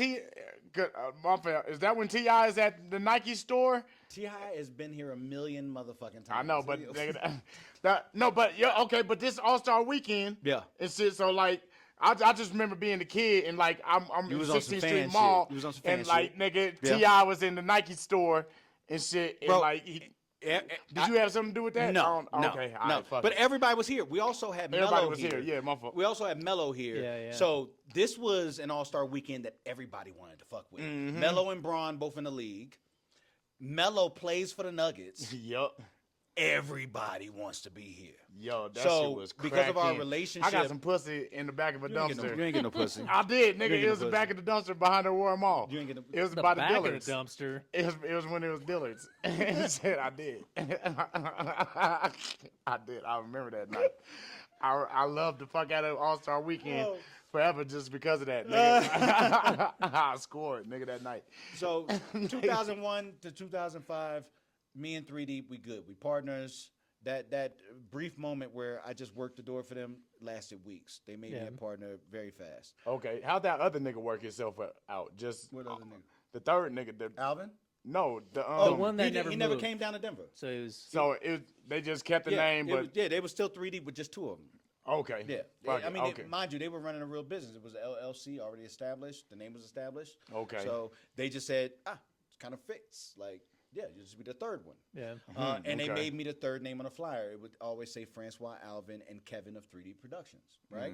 So 2005 happens, All-Star Weekend happens, money got funny. Mind you, All-Star Weekend was fucking amazing. We did 3 parties with Diddy. We did a party with TNT, Shaq, and fucking all them from What the fucking kind of show. party? Okay, all right. I'm not answering any Diddy questions, by the way. What kind Disclaimer. of parties did you throw? And my attorney has already been What was notified in that nigga's right that I'm on this podcast. You motherfucker. But the Diddy portion is gonna come back when I get to 2008. I fucking love this interview. Yo, I'm so fucking old, bro. This is gonna take forever. We have a fucking 5 Nah, for hours. real, nigga, I love this because nigga's so nostalgic. 20 years to And go. like, nigga, you Yo. got so much to do with all my upbringing and shit, nigga. Like, Nah, you it- like my dad in a way, nigga. No, But go I'm ahead. not in any way. Nigga, metaphorically, nigga. Is your mother still alive? Yo, You got a good relationship with her? yeah, I have never fucked your mama. You gotta stop making people think I done fucked your mama. maybe.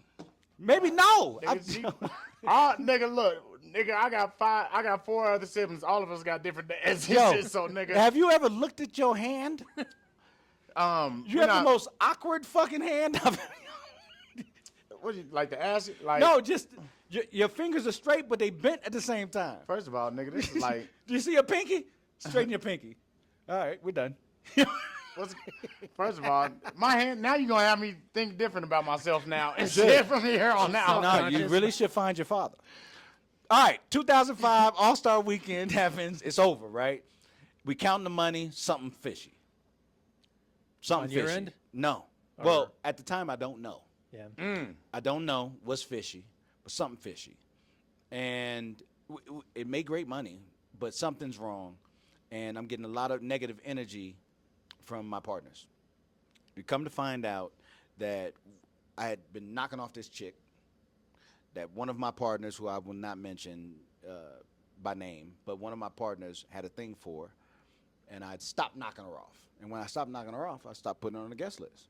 I didn't put her on the guest list for this All-Star Weekend shit. I didn't put her on the guest list for none of this. I don't have to do none of this shit. Right. You just Bitch, I don't fuck with you. Well, she took that very offensively and contacted the partner of mine that she was dealing with and said, he won't put me on the guest list because I'm not fucking with him. And he took that very offensively for some reason. I don't know why, but because maybe that was just him being privy of that news that y'all was. I never cared to ask or inquire, but the tension was based around a woman. I can't believe I just said this on camera, by the way. Fuck it. We got it. Now, I know you do. Yep. But it's the truth, though. And there might be some more in there. I think they were sick of me being the loudmouth. I was starting to stand out a little bit. They haven't established. talking about You that. was turning This- into the we're getting- McDonald's this is niggas, nigga. Yeah, I mean, You know what I'm talking about, I nigga. do. You know But- the McDonald's story. I wasn't doing anything to Malicious to dim their light. Yeah. Right. I'm the good trying time to turn guy. this I'm You're being the bitch loud yourself. one. You're being Yeah. yourself. And I don't think they liked it. So as I felt that energy, I started to reposition myself. Again, when opportunities come your way, make sure that you're in a position to leverage those opportunities. And I had already received a phone call from a guy named Francois Safadine, who had a club called Lotus in Union Station. I And remember he Lotus. had done a couple parties for All-Star Weekend as well, one of which I went to that Halle Berry attended, and I actually got to dance Damn. with her. Yeah. Yeah, What? yeah. No, yeah. I got to dance with that's Halle. hard. I got to Give me dance with Halle. something. Yeah. It was happening. What's good? I got to dance with Halle. My dad got to dance. I am not your father, nigga. So I had made that connection with Francois, and he knew who I was, I knew who he was, and we had talked about doing some business in the future. Didn't really get into when and none of that. As I start feeling more tension from my partners in 3 Deep, I decided, and they decided, I think we both decided for different reasons, this shit over. I ain't Was it with just kind this of a shit. walk away, Yeah. or was it like a? It was they feel like, well, one of them, I heard you still tell this like this, so I'm gonna say it out loud. One of them says that they put me out. That is not true. They did And this not. is 05, this tension and shit is? Yeah. Because, nigga, I still think y'all 3 deep I today. know. I thought this I know, went on I know, until like I know. recently. Well, we got back. We got it back. But I got Okay. I got to tell the story. Okay, 'cause okay. It's important. It's important. Right, okay. No, it is. Because the This is real. I ain't gonna lie. Like, we got a lot of Denver shit going on this motherfucking couch Yeah. and shit. Like, I got niggas in Philly like, yo, I ain't know all this shit go down in No, Denver like this they don't, shit. They don't know it type it shit for happens real, here. They don't. for real. So while I don't know if they were just debating on putting me out or never got around to it, but I'm not gonna wait. I went and got flyers made to do a function over here at this other place, Union Station. Lotus. You're working Yeah. on another thing. Yep. Yeah. And Lotus. I was more than willing to bring them in on it if shit didn't get ugly. Yeah. I'd also went and got business cards and all this shit and went back to my old company from college, which was Kevin Kain Entertainment. I had never gone by Kevin Kain up until that point in Denver. I was just Kev. Okay. There was no Kevin Kain.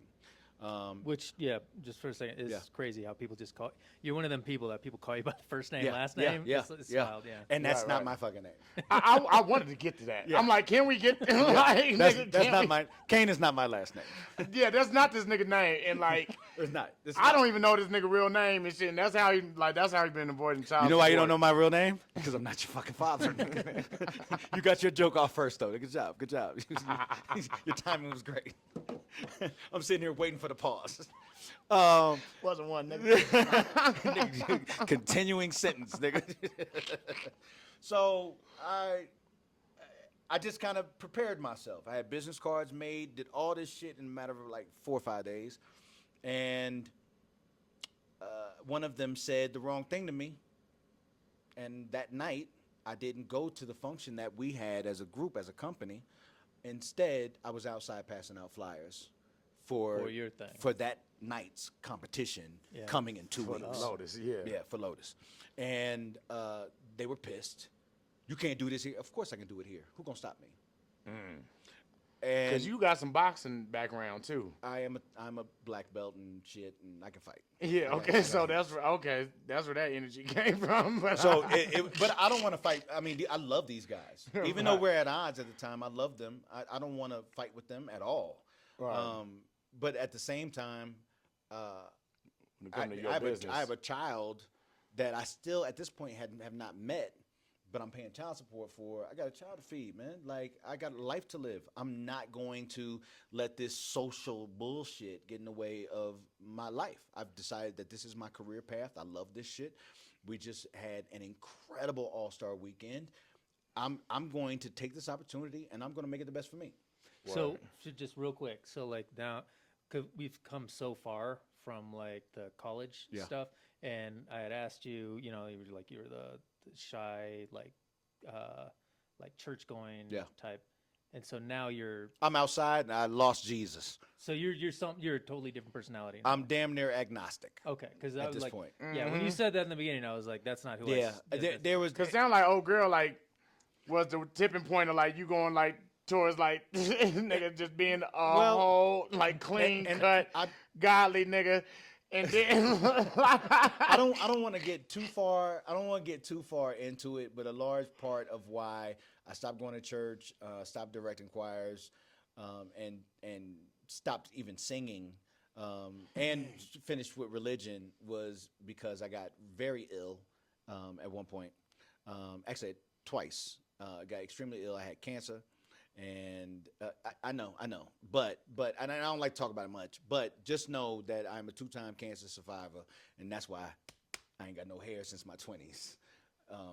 the fuck out of here, son. Yeah. Damn. So, but Damn, nigga, we really breaking down Kevin Kain No, but tonight, the- nigga. but- Yo, but- son.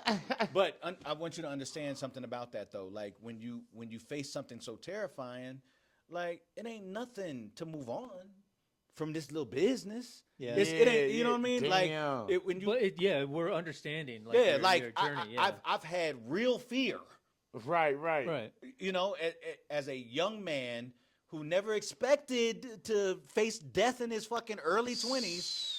Like, fuck, I look like being unnerved about losing this. Right. This? I don't face some nigga. Y'all niggas don't know the real Like, type shit. Yeah.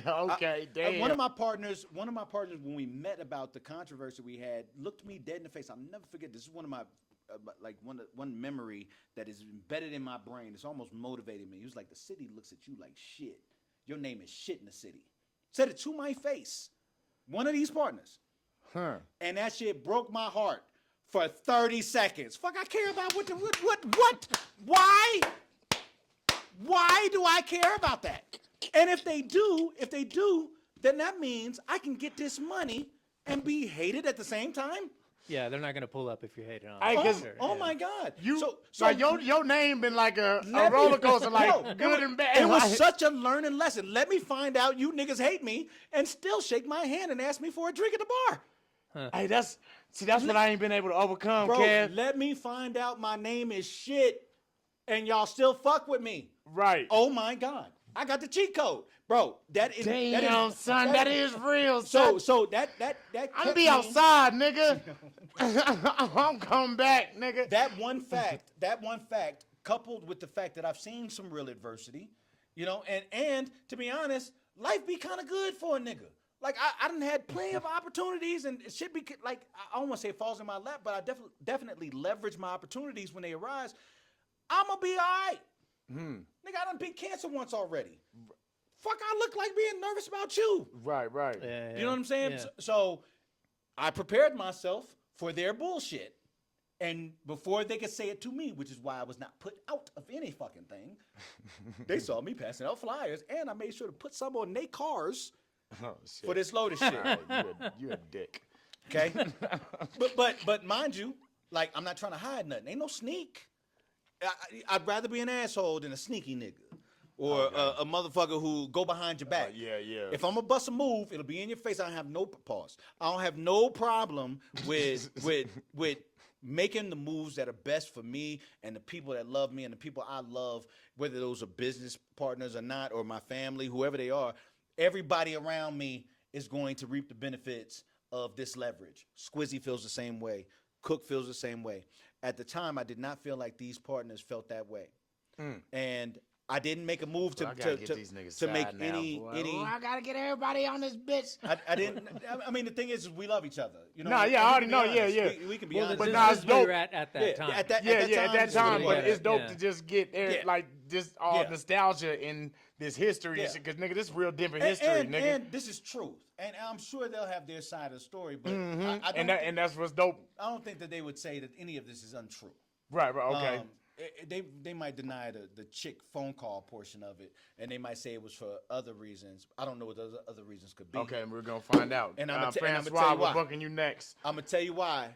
I don't think you'll get a good answer out of that All right. because 3 years later we were right back together. You in the So you're Three running deep your, or you're the running your own bitch? thing for 3 I was years. doing my own thing for 3 years. An opportunity landed in Francois' lap, and he and I had already rebuilt our friendship. For a couple years, we had already been talking, communicating very well, talking about our kids. He knew that I was now in touch with the daughter that I wasn't able to see. And to be honest, I missed my guy. Francois was my guy. At the time, he was my closest fucking friend. he ate your sandwich. Yeah. Sandwich. He ate your post. He ate your post. Fuck. To his credit, he made the motherfucking sandwich. He might come down. He might let me take that back because old niggas get foggy memory. Maybe he came down for some water. Because for some reason my memory sees him drinking water and not eating the sandwich. Okay. So maybe he wasn't eating the sandwich, but he was in the fucking kitchen. All right. In front of the lunch meat and all that shit. So that and I want to give a shout out to them bitches. yeah, we ain't seen them since. For real? Well, one of them ended up becoming a bodybuilder, the one he was with. Oh shit. And I ain't seen her since. And I think the other one went to jail for boosting. Oh, damn. separate paths there. Yeah. Well, thank y'all bitches Hey. for creating this cause No, for no. real. Cause to We be made real some fire though, shit happen. We made some fire like shit look, happen. like let's look at Denver's scene without y'all niggas. I think somebody else would have filled the shoes. Mixmaster Mike was still around for a little bit of it. God rest his soul, he passed. And he left behind his wife, who you might know, T. So hello if you see this. But I think that we were all Shout out to T. we were all students of his. We were all students of Mixmaster Mike's.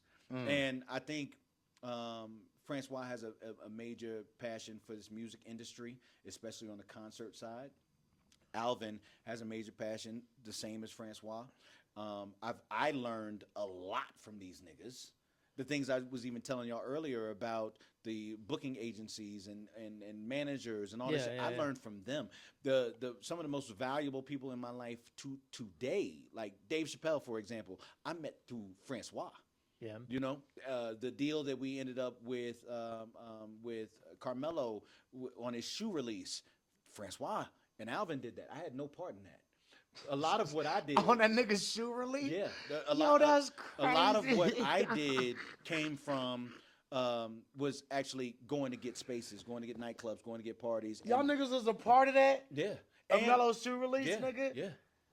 That's tough. But nigga. Francois was just very good at developing relationships, and especially with industry people. Did he have like the school and like the whole like that whole hierarchy behind him? Yeah, in a way though. Bro, he had Barry Fay, he had Don Like you Strasberg. said, yeah.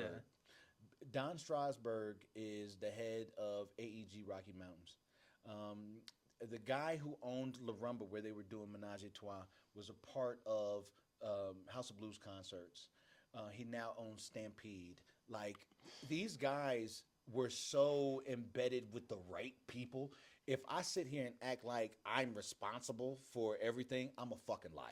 Yeah, but you were an independent in a lot of ways, right? I was. So like, not to discredit them or anything like that. It's like they kind of had like a machine behind them in a way, and you just kind of came in, partnered with them, but you didn't have that same machine. I did not you. have that machine. But you learned the fuck out of that machine. I did learn the fuck out of that machine, but I learned it from them to give them their credit. But what I was also, I went to a black college. We partied different. This running around. Okay, everybody, we interviewed HBCU histories. These I'm not gonna get the HBCU from Alvin and Francois. No, they went to CU Boulder. We're gonna get They did. Okay. They went to CU Boulder. the Ivy League version of it. I want don't get me wrong. I want them niggas to take me through there too. They was all hip hop. Like, they threw parties at Mecca and all that, and that shit was epic. I remember coming home for a little break, and I literally drove to Boulder to go see what this Mecca shit was about. Oh my God. Like, that's starting to kind of ring the bell too. Fox Theater, all that shit was them. Mecca. All that shit was them in the mid 90s. And so when we teamed up, I brought something to the table for sure. Right. But I think it was like some, for lack of a better phrase, some real nigga shit, like some authentic kind of like. Some real nigga shit with the experience. Not that they're not. No, they just wanted to. They wanted with them type shit. We were a great fucking team. It just worked. It's like, not only does he got the experience, but this nigga real, like, of course, bring your ass on type shit. That makes sense. We got to it. And especially being in Denver, where you don't get that much, like, you can get a lot of real nigga, but you ain't gonna get the experience with that real nigga type exactly, shit. exactly. Or you can get a lot of experience, but you ain't gonna get the real nigga with that experience out here in Denver. It's true. So with you, it was like a breath of fresh air. Let me tell you something shit. else. Let me tell you something else that I got used to in coming back to Denver. The fly niggas would not talk to the ugly girls. The promoters that would fly, they wouldn't talk to the ugly girls. They wouldn't talk to the fat girls. None of that shit. But in Jackson Parish, Louisiana, 95% of the women in the building are fat and ugly. Yeah. I'm not gonna lie to you.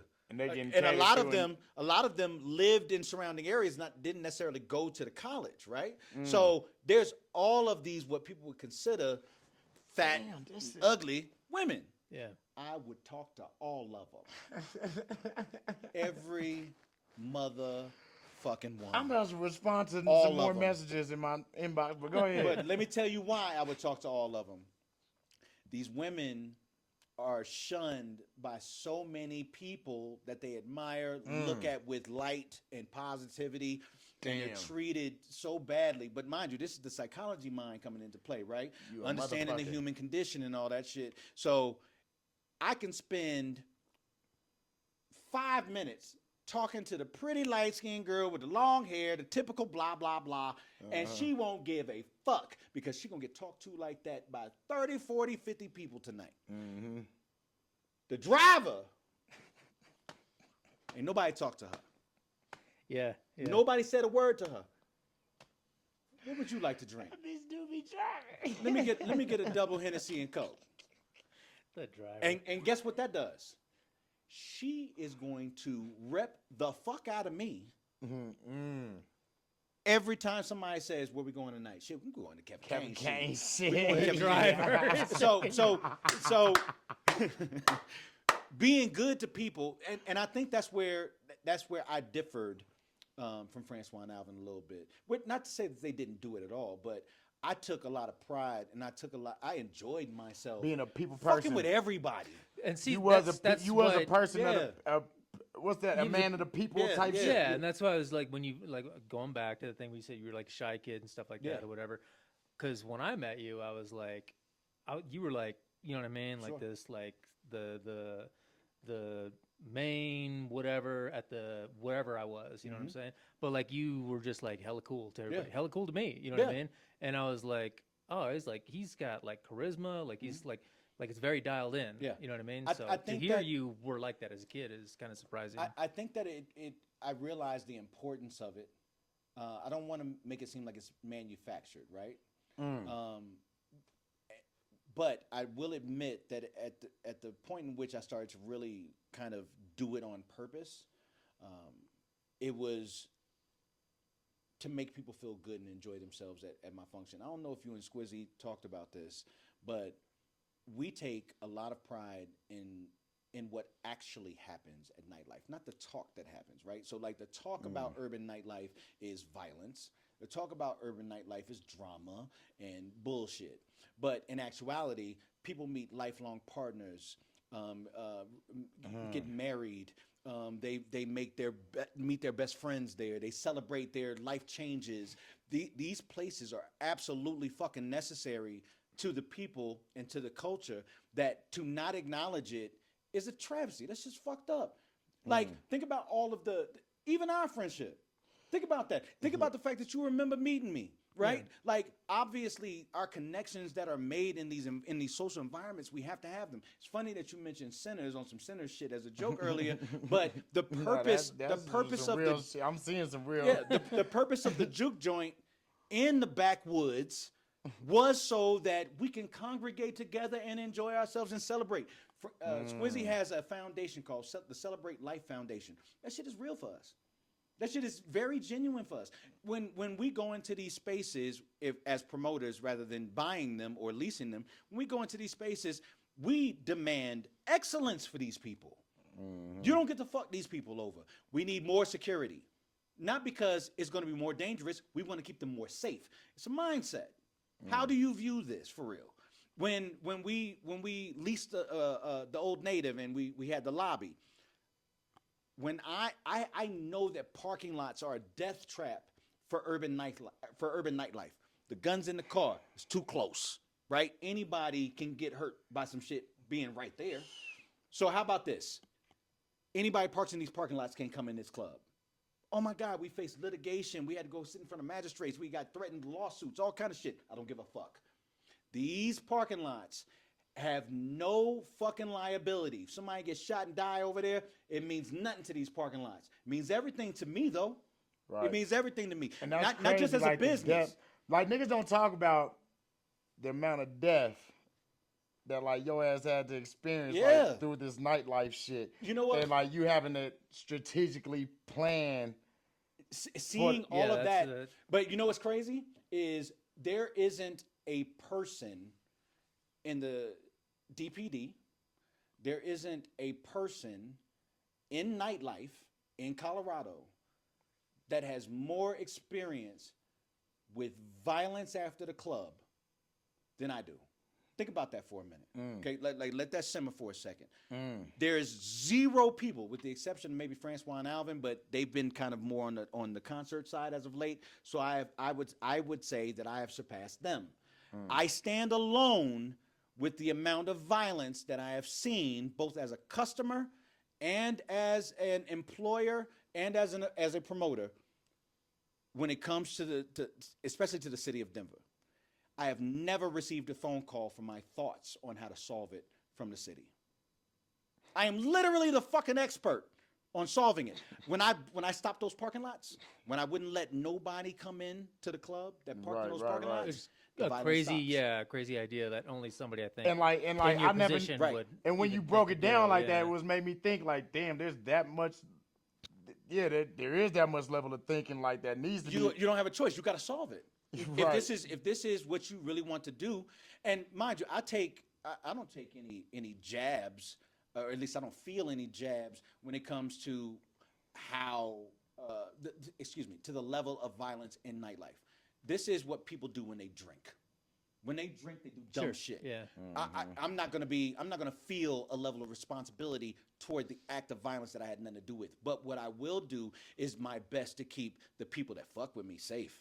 I will do that. So I will hire more security than every other club in the city. I will offer these parking lots to buy all of their spaces for the night at a discount to keep these people fucking safe. Yeah. And if you won't take this deal, I will stop them from parking there because they cannot walk into this building if they park there. Immediately when we did that, violence stopped. Automatically. There was no shootings in parking lots, no fights in parking lots. All that shit was over. It was over. It was night and day. And then here come the parking lots. Hey, we're going to fucking sue you. Go ahead. Why? Because you're not I'm allowing impeding their them to ability make money? Yeah. Okay. But here's the problem. No, I'm not. I'm impeding your customers from coming in my place. Yeah. So understanding the leverage, right? The opportunity presented itself. Leverage. How do I keep these people safe? I'm going to leverage the fact that I'm not stopping nobody from parking in your parking lot. You mentioned something about like people coming to you about like how to I don't know how you worded it, but like you're an expert in the field, of course, right? So like, should people come to you to like, we're still running, right? Mm-hmm. Okay. You said nobody ever comes to you to like figure out how to fix these things. Right. I don't know how you worded it. Yeah. But would you want to be? Would you Absolutely. want to be 100%. in that position, like in some sort of like political type of position or something? I wouldn't necessarily want it to be political, but whatever it takes is what I would do. Damn, I could see you being like a goddamn. I thought I know you started talking and I was like, I'll vote for you. Yeah. For real, nigga. I thought about running for city council at one point, but I wasn't always a good guy. And that's even better though. I know, but I'm not the Donald Trump. I got like my daughter just graduated from Howard. My son is a college graduate. I have I'm doing my thing. I have a middle son who lives with his mother in D.C. Yeah. He's gonna do great things, and I got 2 young kids. What I don't want to do, he's not my fucking kid. Yeah, because otherwise, But no, that's exactly what I think people want. You know what I mean? Is they want people who have been through the shit, so that they're like. You would think they do, but here's the problem with actually solving problems. The people that are assigned to solve them feel like they got it covered. Yeah. Especially when all they have to do is point the finger at you. All they got to do is say, "Oh, it's Kevin Kain's fault."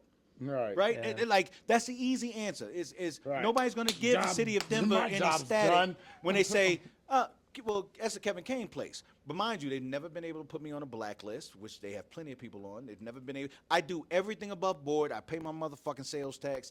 I pay my bills. I pay my employees. I don't have any fucking problems with the city legitimately. Blacklist, is that what Brian on?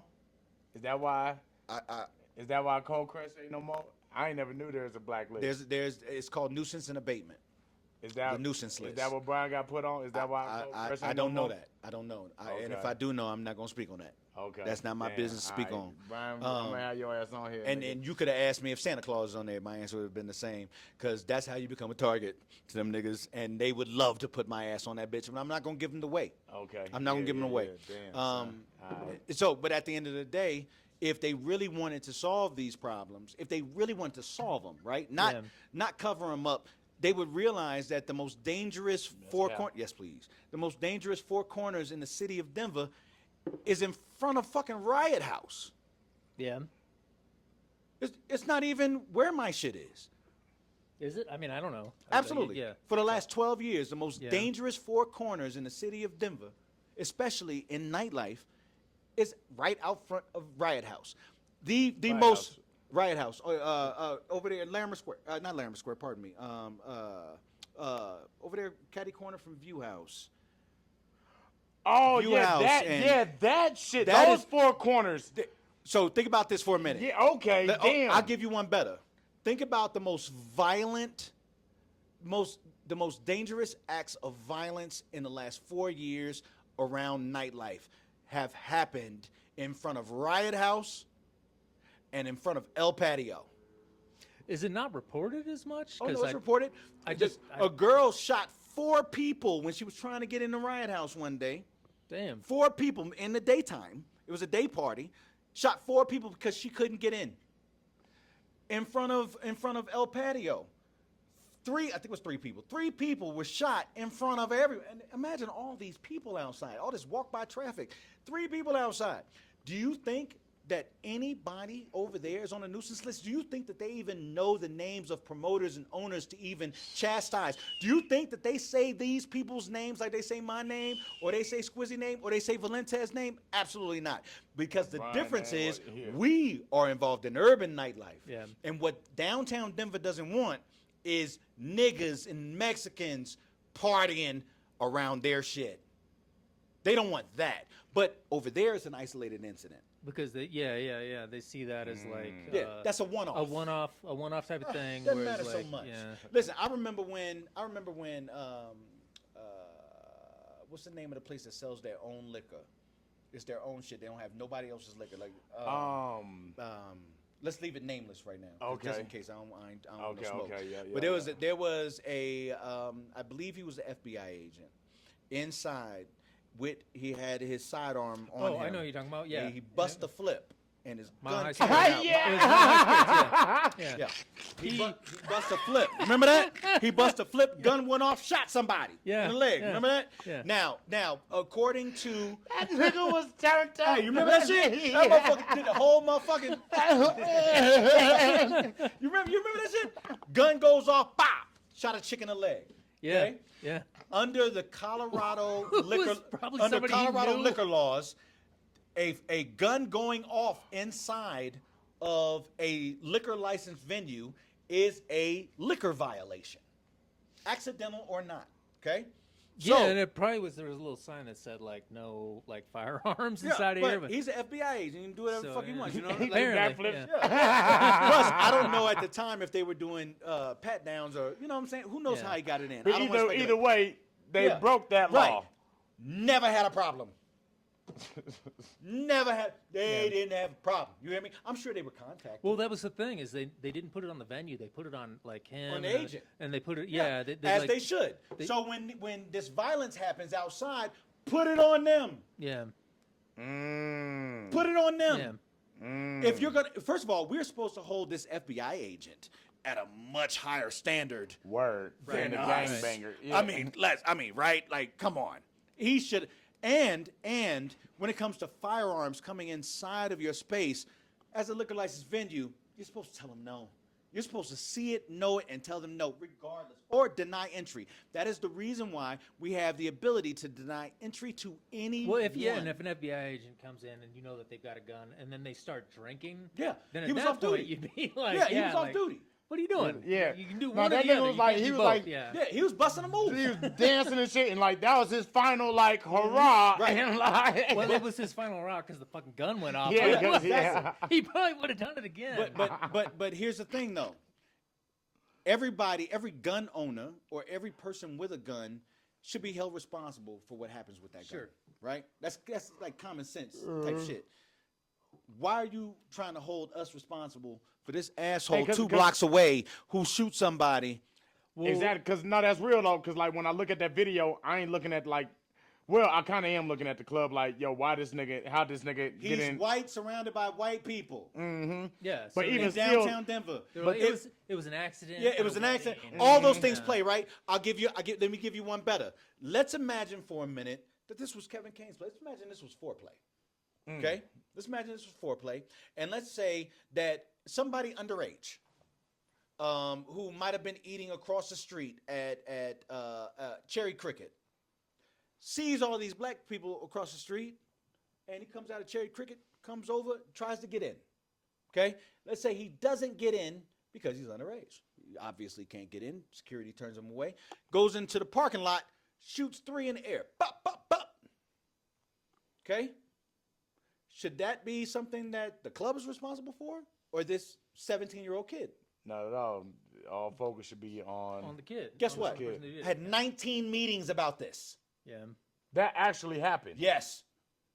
Oh shit. 19 meetings. Some of them were on the phone. And when I say this, like when I see the dude, I see the shit on the news, and I'm like, okay, like yeah, all focus should be on him, type shit. Like that's like a norm. Like Yeah. I ain't thinking that like incidents is happening and like motherfuckers is coming at your neck. I had 3 meetings with Coors Field about it.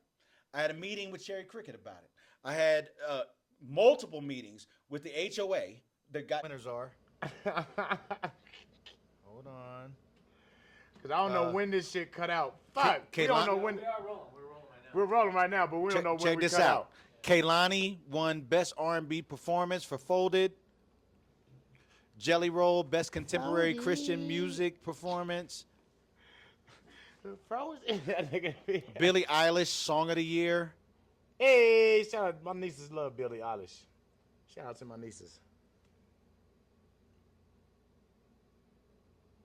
Kendrick Lamar, Record of the Year. What? Yeah. Kendrick won for Record of the Year for Luther. Huh. And Album of the Year is Bad Bunny. Okay. This the Grammys right now? Yeah. I want to know Rap Album of the Year. I didn't even know the shout out to the Grammys. What about Rap Album of the Year, baby? This your wife Yeah. hitting you with all this? Mm-hmm. I told her to keep me posted, man. Y'all booked this shit on the Grammy night. Shit, Grammy's a big deal in my house. Okay, yeah, my fault, nigga. Damn. Huh. All right, so bet we still rolling. We don't know when the fuck this shit cut off, but like, nigga, at the end of the day, so like, what's the most important part of that clip, though, nigga, is 10 grand is on the table for whoever can present footage and proof that they had more than how many attendees? 3,300 people at a Labor Day weekend white party anywhere in the continental United States. In the continental United States, God. If you can find proof that motherfuckers had more than those attendees before 2002. Labor Day weekend, white party. It was not a thing in nightlife at all, and now it's a thing, and it started in Denver, Colorado. Nigga, and if you got proof otherwise, nigga, it's 10 grand on the table, nigga. Other than that, nigga, that's us, nigga. Yeah. That's Is Denver, the nigga. white party like responsible for all the other parties too? Then would you say? What do you mean? Black parties, purple parties. Yes. For real. Like the black party didn't start until I seen the white party. No, the white party and black party started the same year. We started both. For real? Yeah. Fuck out of here. Yeah. So the black party used to precede the white party on the Saturday before the white party. And so we got up to about. Because now the black party is like on Thanksgiving. Thanksgiving, yeah. Black Friday. Yeah. So we did the first one with a couple partners on the Wednesday before Thanksgiving, and those partners were Roger and Laylo. Shout out to Laylo, light skin Laylo. Yeah. Laylo. And nigga talk like this and shit. I think we did 2 of them. I think we did 2 of them, and then I backed out of it. Okay. I backed out of it, and now it's turned into a bank teller function. Bank teller, shout out to my guy, Eric, the Face Entertainment. Yeah, Eric Harris. Okay, yeah. Shout out to you, nigga. Still working with Laylo and P&G and those guys. So shout out to them. Damn, let me find out. I gotta get Laylo, motherfucking high yellow ass up here. Laylo got some stories too. I already know. Laylo got some stories, man. He got some stories for sure. But if I'm gonna get back into the timeline, where do I go? Okay, because now we're at white party. Yeah. We're at So we just started throwing parties again, like just throwing functions. Had another ownership opportunity with Chloe. That went well, but it also the landlord wanted to sell. And that's where I got choked out. I knew you was gonna say that. I almost left it off the table. Nah, nigga, let me tell the story, nigga. So, nigga, I'm in the motherfucking club, right? Nigga, this is how I remember. I'm on. Do you remember why it was recorded? We were shooting a pilot for a reality show. For real? Yeah. It wasn't recorded on like the security cameras. Oh, for real? Yeah, no, it was recorded on it was a like HD, high definition. Like, Yeah. Oh shit! This Yeah. shit that my assault. Yeah. Happened. Okay. Yeah. Well, what nigga? We could have took them niggas, but all right, because you were on ownership, and that's the only reason I didn't go that route too. should have went. And that's what you told me too. But I nigga, don't stop nobody money. Motherfucker, you so confusing. That you All got right, What nigga. did you do wrong? Yeah, what did you? I'm just not gonna help you. That's real too. All right, so nigga, so I'm in the club, nigga. I'm bringing my baby mom. It's me and my baby mom. I'm meeting Big Sean and his baby mom now. They didn't have no kid at this time. Right. So nigga, I'm figuring out. We just now found out my baby mom pregnant. So we like, all right, this your last hoorah. After this club night, we selling down. And D-Ray Davis is in the motherfucking club too, because we just seen this nigga and him and my brother and D-Ray. Shout out D-Ray. They know each other My nigga. on some other shit, and so like that's my connection in with D-Ray too. Is from my brother. So like I try to like use a lot of little things to like get in where I fit in type shit. That's Your what the girl whole don't know dad D-Ray, shit. do she? Nah, nigga. Hold on, what? I just got to make sure. All right, nigga. Nigga's an assassin. He's a sniper. Nah, he is though too. He's But a nah, sniper. nigga, nah, he ain't sniped that far. You But sure? nigga, yeah, I'm positive. Have you ever asked? Nigga, where we going? Nigga. Hey, D-Ray done sniped me, so I know he. Nah, I've been sniped. Oh, Motherfucking Tony Rock. And Tony got you. Tony got me. Shout out man. to my nigga Tony. Tony's a sniper Tony too. got me, nigga. I invited this bitch. I'm like, bitch, I'll get to open up for Tony Rock. Come quick, see my set. Nigga, I'm out in the motherfucking lobby, like getting to like the, oh, you did your thing type Yeah. shit. I'm like, where's Tony? Tony's like, a sniper. Ooh. I'm like, where's Tony? He should be getting all this grace too. He was getting grace. Yo, also that mic is about to fly off your hat. Y'all paid it. Hey, nigga, I go to the green room, nigga. The bitch I invited back there, Kiki. No, matter of fact, I couldn't even get to the green room, nigga. I find out I look on this nigga's story and shit, nigga, and seeing my bitch back there. I'm like, and then this bitch like, well, I'm about to go to the movies. Can we link up another? Bitch, you about to go to the movies? Yeah, no, we should do a PSA about other victims like you. Yeah. We should let everybody know if your girl, you know what I mean? Yeah, nah, facts, nigga. If she was, you know what I'm saying? Yeah.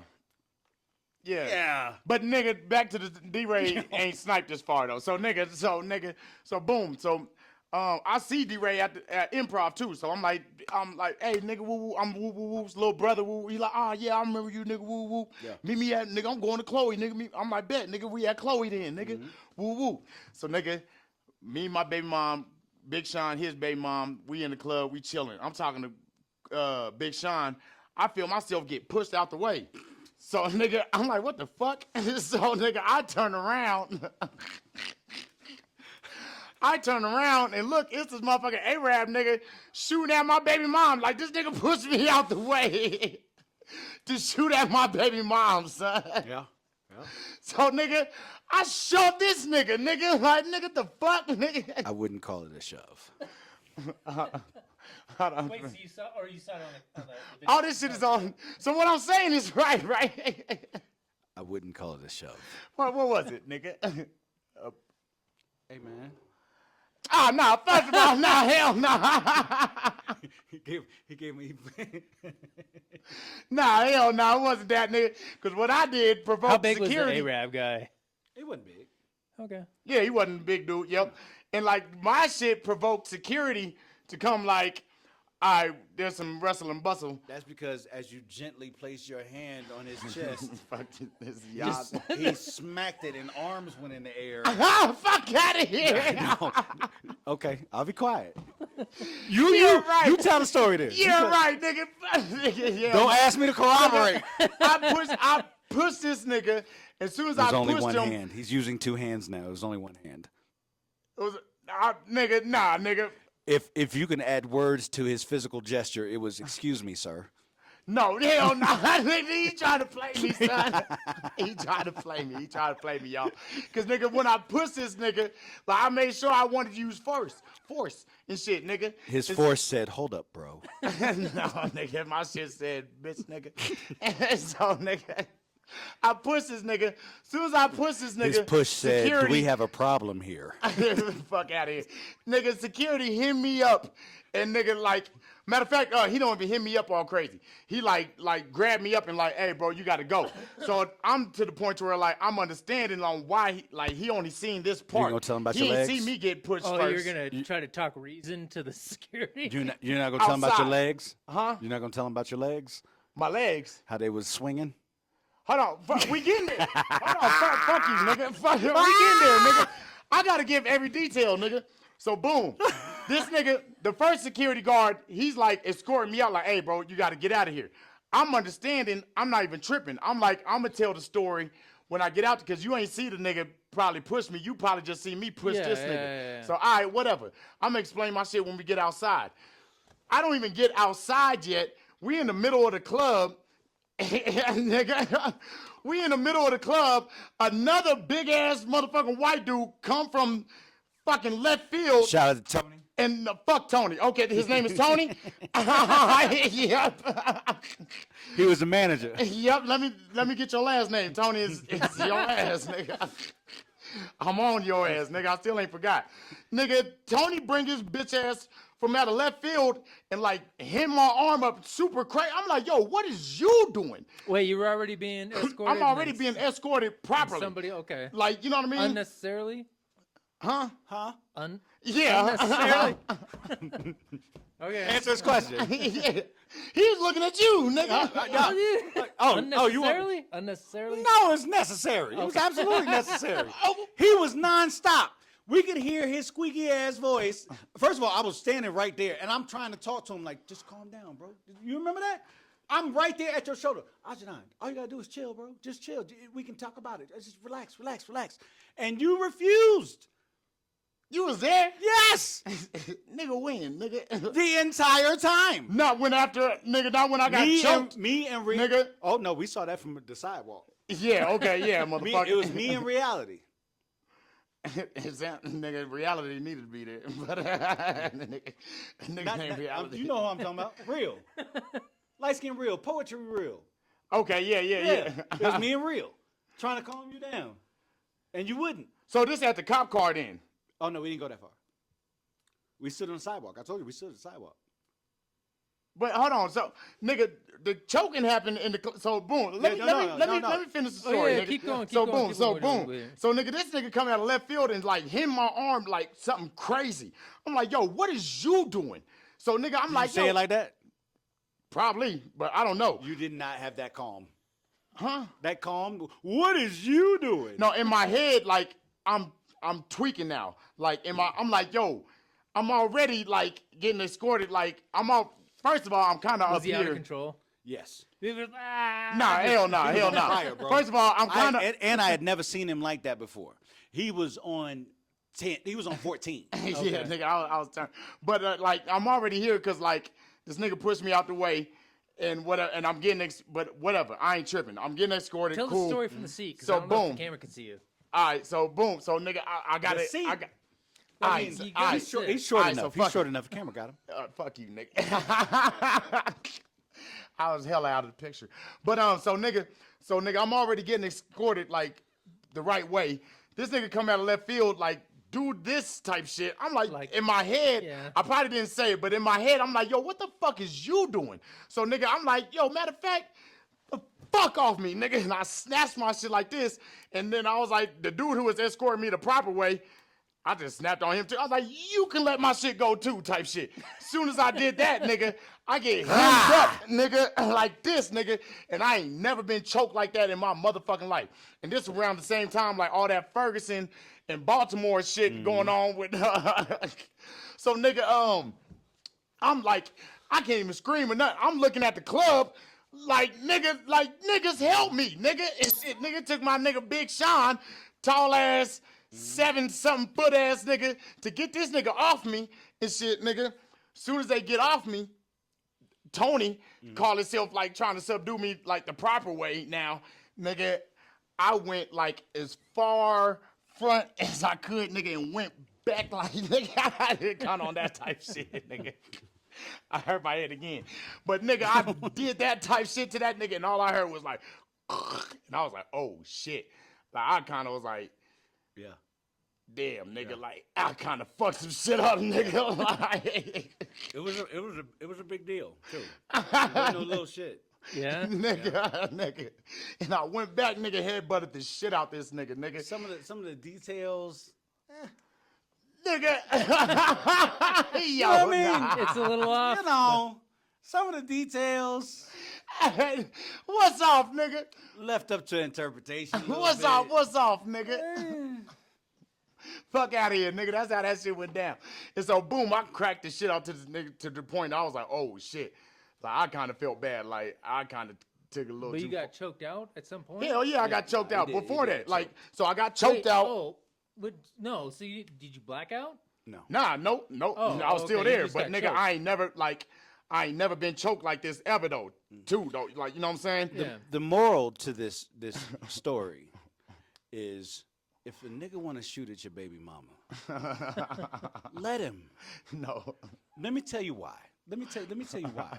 Go ahead. You know, this is something I've learned. Uh-huh. You know, I'll be 50 in a year and a half. Okay. So it's something I've learned. Everybody has the right to choose. All right, yeah. Everybody, right? Everybody's got the right to decide what they want to do with themselves. And hold on.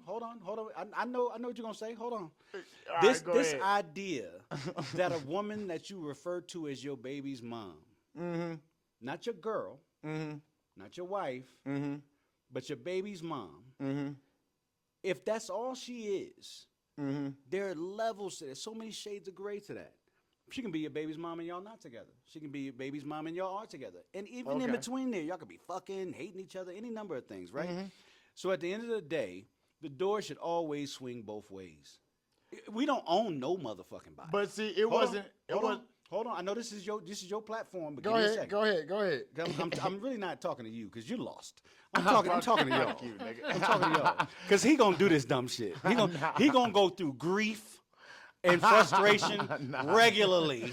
And I don't know who your baby's mom is. I don't remember who she is, but I'm sure I knew who she was back then. And I probably would have told you back then to let her make it. If this nigga can shoot at her in front of you and she's accepting of it, then you chose bad. But see, that wasn't the thing. That wasn't the initiation was the assault upon me. Don't call it an assault. Nigga, I got pushed pushing out the you way. away. No. That's what triggered. We're in the club. It wasn't the We're in the a club. nigga come. No, because because that would have got handled a different way. Had you been bumped and he wasn't shooting at your baby mama, you wouldn't have felt no way about it. What you felt a way about is him shooting at your baby mama. No, what compounded? No, let's not just say let's not leave that as a isolated event, nigga. It was compounded upon. So if he walked up behind her and not bumped you and shot at her, you wouldn't have been like with the gentle hold up, homie. Still, I would have been like, hey, bro, like I wouldn't have shoved his ass. No, the shove was to get back. The shove was you shove me, I shove you back. That was like tit for tat. you know this is on tape, right? I want to see it. You know, and Is it still? Do we still have the footage? I don't know. I don't think so. Right. Yeah. But I will tell you that that the reason that it was being recorded is because I was mic'd and I was talking to real. I was talking to reality, and you were over there with us, and that's why it all got caught on tape. Yeah, it got caught on tape because I was right there. What was the recording for? What was it? They were shooting a pilot for a reality show that was gonna eventually make it to MTV. They declined though. Did I have, What was the concept behind it? Do you know? Or? Just kind of urban life in Denver. A lot of, so a lot of well, you know what it is. A lot of people think that Denver is fucking skiing. Cows and Cows and shit. Yeah. Like a nigga in Chicago asked, "Do I ride horses?" I Yeah, said, yeah. "Bitch, I got on the same shoes as you." Nigga. they have a total misconception of their actually, first of all, being even a large number, even though it's only 4%, a large number of black people in Colorado. So a piece of this was about nightlife, and that's why they were filming, and I was mic'd that night. And I saw the footage. It didn't make the reel that went to MTV just for the record, because Man, you would have had I to don't sign want it. off and all that. I didn't want it to make the reel. No, Nigga, I was hot. It didn't make nigga. the reel. But I will tell you, I remember watching this vividly, both in person and the video. A lot. I gotta tell you, he ain't really move you out the way. All that was in my head. He didn't move you out the way, bro. You didn't get budged at all. He shot at your girl, and you got pissed. No, I felt me get buzzed, nigga, because, like, that's what I'm saying. I was talking to Sean. He didn't do nothing to you, but shoot at your girl. Nah, nigga, that nigga, I got pushed out. Nigga, that's what alerted me, nigga.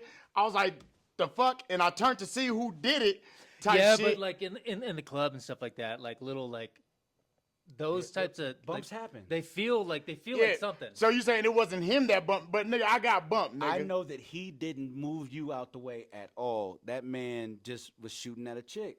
Because Right, we right. was all talking. Uh-huh. We was you was talking to us. Maybe. No, there's no maybe. You was talking to us. Right, and right. and when it was all over, bro, I was telling you this all in your ear while you was getting hemmed up. I was trying to calm you down, like, bro, like, what are you doing? Chill out, chill out, chill out. He didn't really do nothing to you. He's like, no, that's my bitch. That's my bitch. You.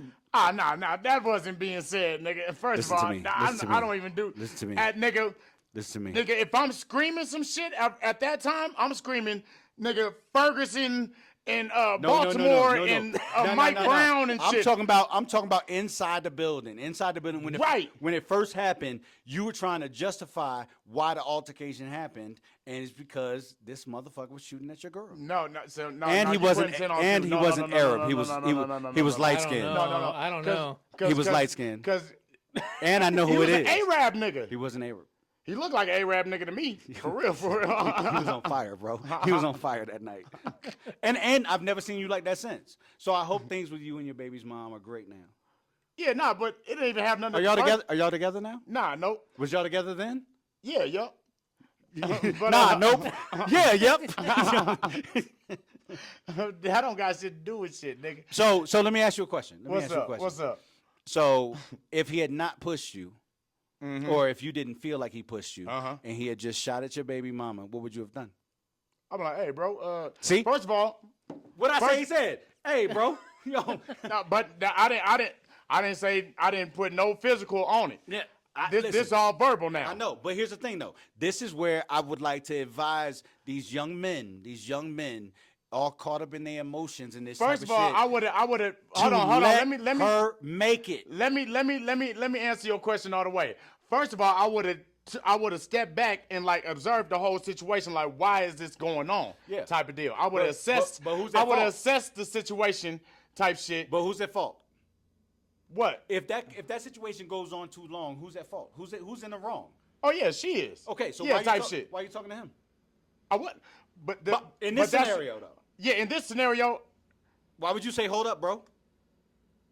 Why wouldn't you say, "Hold up, bitch"? because I ain't gonna lie, maybe there's some bitches that like are too nice and too like passive or whatever to let some shit go on a little too long, and maybe they need a motherfucker Sure. to like cut that shit short. But cut it so I'm short gonna be that. with him, or cut it short with her. So he's talking like some like real like, because I know where you're going. Yeah. I know where you're going with it. I'm going. 'Cause, yeah. But we ain't gonna get there. But Do you know? Do you No, know? I Do you know mean- how many families would still have?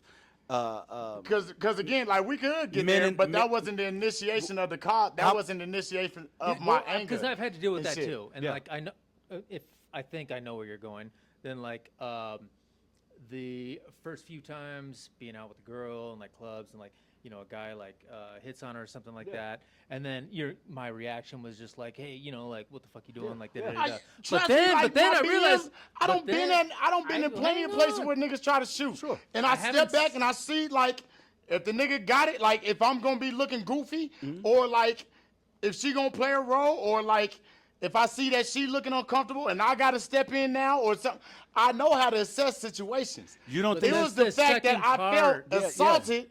you don't have to do that for her.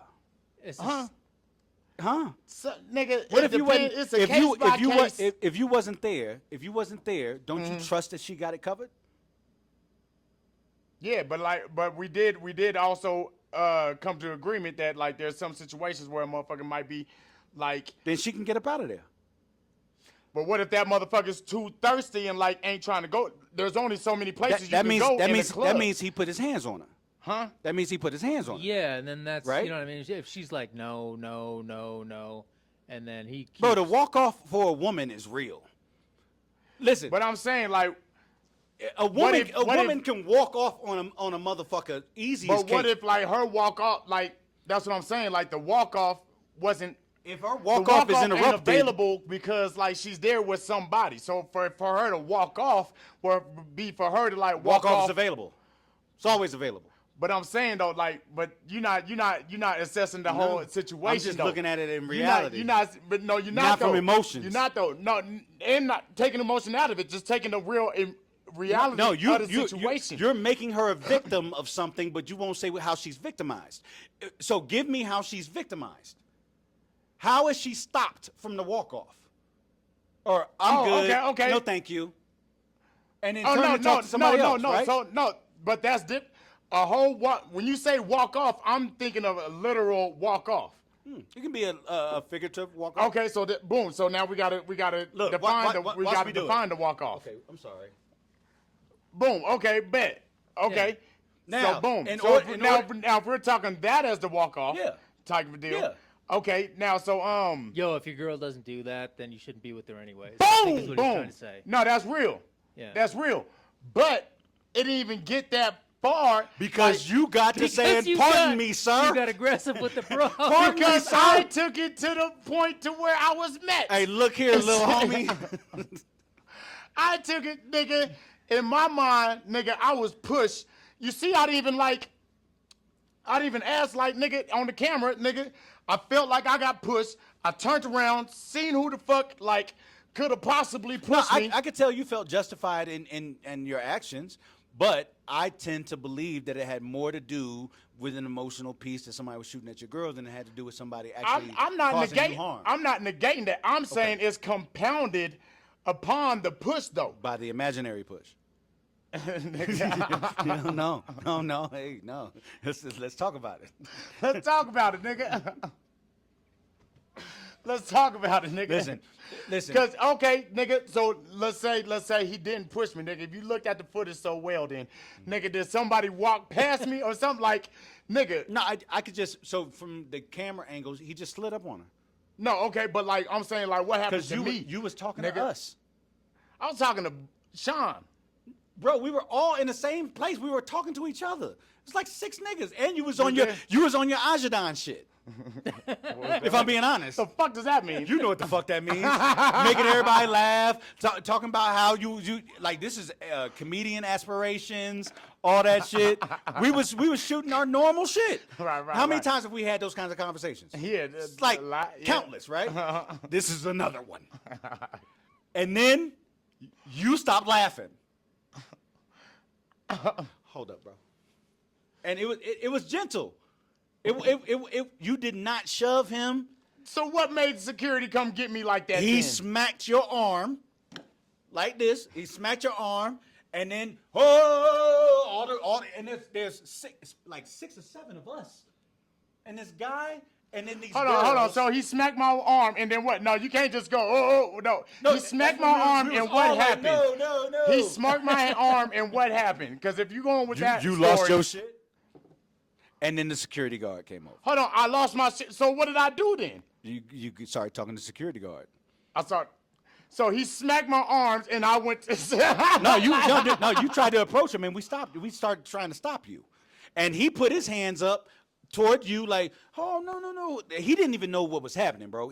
This motherfucker looked oblivious. And Right, yeah, because I bet he was, because like, I don't even fault him type shit. Okay. That's what I'm saying though. Like, the way I was talking to y'all and positioned, and the way like my back was turned towards my BM, she could have belonged to anybody. Which means he didn't have to push you out the way to pull up on her. But that's what I'm saying. But I'm telling you though, like I felt assaulted to where like nigga, You felt Not only assaulted you by gon- him shooting at your girl. No, nigga, not only did little you bit of push liquor. me, but nigga, you pushed me out the way to shoot out my BM type And shit. if I remember correctly, your jokes was on fire. You was probably was, You was yeah. you was the main character in that Nigga, I moment. just came from D-Ray show. if Some I'm- of yeah, that energy nah. was rubbing off. You was on fire. Yeah, nigga. And just from how I remember it and from what I saw, I didn't see him really aggressively do nothing to you. And Except like, oh shit, what's going on? And then we all was like, no. Oh, like But ain't nobody even really smacked my arm. kind of things. Like that. Because he That's did what I'm put his saying. hand on him. He put his hand on him. But I wouldn't say that. nigga, I pushed the shit out that nigga. And for a little nigga like nigga, I put a lot of might into that bitch, nigga. For real. And that's what made security come and be like, oh no, you gotta go. Type shit, nigga. It Or the wasn't security- did okay. security Because just see nigga, something? let's even They entertain. saw If they activity. see, and then They they, saw they activity. move in and they just Let's entertain this neutralize nigga it, shit, and let's say this nigga smacked my arms out the air. I don't. When you do that, So if first a of all, if a nigga be like, hey, look at your hand right now. right. So It's automatic. So boom, I go like, so he goes like that to me. Yeah. And what do? You act. You know what I do. No, you act as me right now. What do I? You do what Go ahead. you just did. Go ahead, put your hands. You put your hands on me, I smack your Ajadon. I'm checking my watch to make sure my watch is straight. Man, fuck that. It wasn't a Hublot. No, that's a Sky Dweller. All right, motherfucker. Master Turquoise. All right, nigga. All right, because I seen the Cartier thing. But anyway, but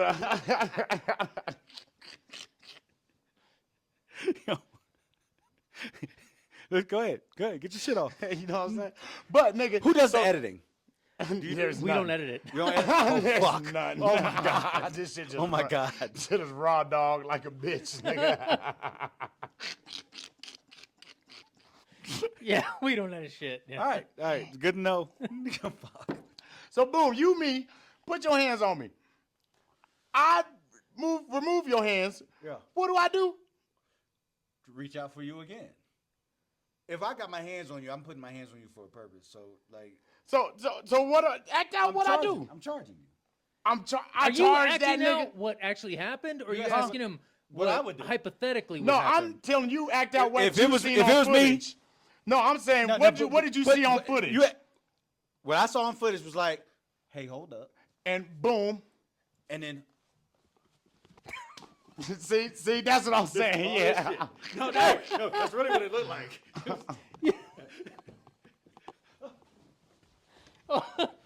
What was he doing? Trying to get the attention of other people? Exactly. No. He's trying to get to dude. But who's preventing me though? Everybody. Was there a lot of Who's people? Was it packed? everybody? Was it packed It in was there? jam packed. It was packed Okay, as fuck. so- Yeah, no, it was So packed. he might not even really see where the guy's at. No, or- he saw the guy. He wanted him. Yeah. He wanted smoke. He wanted smoke. I didn't with even the want guy. smoke, nigga. I just wanted my pushback and shit, nigga.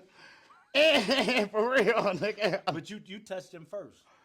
He touched me. In my mind, to be honest, I swear to God on all my kids, I tell this story the same way for years. What did Squizzy tell you happened? He don't tell me shit. Shit, I didn't even know this nigga knew too. He don't even know. I don't even know if he saw the video. Right. But I told him what I saw. I bet, nigga. He was there. What was he DJing He or was something? DJing. Okay, He was so but DJing. he's So on stage. nigga. So nigga. And this was on the dark side, right?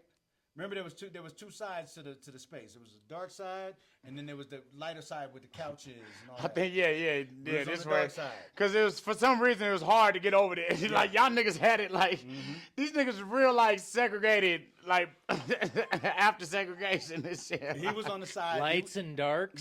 Yeah. Yeah, I was on the dark side. No, I mean the black room versus Yeah, I was in the black room, y'all. there was a lighter I was room escorted- for more social Yeah. social interaction. Yep. And then there was the nightclub room. This motherfucker. I like it. Real 1965 is right. But fucking Either way, you didn't deserve all that activity that happened though. nah, I didn't, man. For real, But you wouldn't calm down. Nah, and I told you there was some drugs involved. But how I ain't gonna say shit. I took a lot of shrooms that night. But Shrooms don't make you act like that. nah, well, shrooms will regular people- intensify like whatever Aggression? emotion He was also drunk as fuck. whatever. Nah, see, I don't get drunk though. That's my thing. Like Was you high? I was on shrooms, That was it? You didn't have nothing to drink that night? probably a little bit, but I don't never. See, Bro, this. we thought you was fucked up. No, I was, nigga, on shrooms, nigga. Nigga, I'm trying to I've tell never y'all, seen niggas. people get aggressive on shrooms, Bro, but this But motherfucker- see, like, you know how people shrooms develop will that white- intensify. that white line around it right here and get the little corners. And if you let them sit there too long, they turn yellow, green. This nigga had all that. By the end of this, by the end of it, he had all that. Because I tried to run from the police too, and they slammed me on the ground. It was raining. Nigga, I was going through a lot that night, It was a nigga. great night, too. For real, I bet, nigga. And it was going great that whole night, too. That's what I'm saying. Like, everything was going smooth. I felt like I got pushed out the way. And when I turned around to see who pushed me, it was a nigga. Like, this is how it happened Yeah, in my mind. yeah. Sure. When I turned around to see who pushed me, it was a nigga shooting at my baby mom. So it's like, nigga, not only is you disrespecting, but you gonna like push me out the way to disrespect too? Nah, nigga. Boom. So boom, that's how everything popped off, nigga. As soon as I do that, that makes more sense to me. Yours, I ain't gonna lie, there ain't a lot of like puzzle like pieces to put together if we entertain. Cause nigga, I just start. He pushed my arms out and I just start. That's because you was trying to get to the boy. But who's preventing me though to All of get us, into this? everybody. Y'all niggas Everybody ain't. over there. Yeah, we I don't did. even remember y'all niggas being there. Okay. I think we like. I mean, this is All not, right, yeah, all right, this is yeah. not fun for people to listen. All right, yeah, to. all right, cool. This is not Yeah, fun. now this Yeah. real. All right, so They're gonna start editing now. yeah. They're editing. Yeah, a lot of that. Excuse me. There's some shit that was said prior that y'all didn't get. We had to clip that shit up Nah, out of there. nigga, we. No, we're not gonna edit it. You're gonna Yeah, have to fuck listen to that. that. It's gonna be a But, 4-hour podcast. all right, so- whatever. Yeah. Chloe, Yes. pre-ownership. Yeah. We there. The deal didn't go through. It started. It didn't go through. We were gonna put a killer shrimp in there with Brian. Cause Brian almost got me a house, almost moved to LA, and yeah, he got a real tight He connection was with invested. Killer Shrimp. Yeah, he was investing in Killer Shrimp. We Damn. had everything lined up, and then a sell to I believe an architecture company, which is still there to this day, ended up grabbing the space. And that's so. The owners previously wanted to do that whole deal, but then Yeah. they sold to some other niggas who wasn't trying to hear none of that shit. But and this is where I don't want to go too far into how this kind of thing works in like commercial real estate. But the owner of the business was leasing from the landlord, so the owner of the business had to get approval from the landlord to put this new business in. The landlord chose to put the architecture firm in as opposed to Killer Shrimp. That's what happened. Okay, gotcha. Damn. So, All right. so then, throwing parties, and then I'm still riled up about that other shit, but I go know you are. ahead. I know you are. It's okay, man. It's okay. It I happens. know we went from like here I to need, here. yeah, I need to decompress a little bit, nigga. If y'all did edit, we would have to take a couple takes on bringing it back in. Nah, for real, nigga, because that was it. Go ahead, nigga. So I retired. I had been with my current wife. She's current now, but I got divorced. Said I would never get married again, and then met this beautiful woman in 2008 from France. She's from France? Yeah, she's French. In France or No, I met her here. Okay. Oh, but she got the here. Yeah, she got all that. She's French Senegalese, so she's French African. Oh shit, that's Okay. hard. You got Yeah. exotic. No, she's fire. She's Yeah. the most complete and amazing person I've ever met in my entire life. Okay. And the only reason I said that I would ever get married again. So met her. Right, because like I'm saying, like I'm single right now, and I really stand on that shit. So like If a you meet the motherfucker right to one, turn. that shit's out of here. Okay. You meet the right woman, that shit is gone. That shit Okay. There's a quote that I love from a Ayanna Vincent movie. Excuse me, Ayanna Vincent book called "In the Meantime." And she says, love and relationships are easy, but we make them difficult with our traps. We like to hold on to people and set them up for easy failure and then still hold on to them afterwards. Instead of finding the right person for us from the gate, not just holding on to what we got. Sometimes we hold on to bullshit a little too long. So when I met Ayana to fix my life. Ayana's the shit. She's fire, bro. But when I met her, everything was different than anything I had ever experienced before. So I wanted to get out of this nightlife shit. I was gonna just work other investments and do other things. And Did you want to get out? Is it like yes, yeah? yeah. I wanted peace. You were over it? Okay. I mean, especially after the Cold Crush incidents. Yeah. R.I.P. Goody. Yeah, man. That Gunna shit. That did it for me. That did it for me. Really bad. Really bad. I was very close to him when he was shot. I mean, in proximity to when he was shot, to the point where I couldn't even wear the shirt I was wearing that night. I had to take that shirt off, and I left it at the scene, got in my car in my tank top, and drove home. It was. I was over it, and I was done fighting the good fight. Fuck this, I'm out.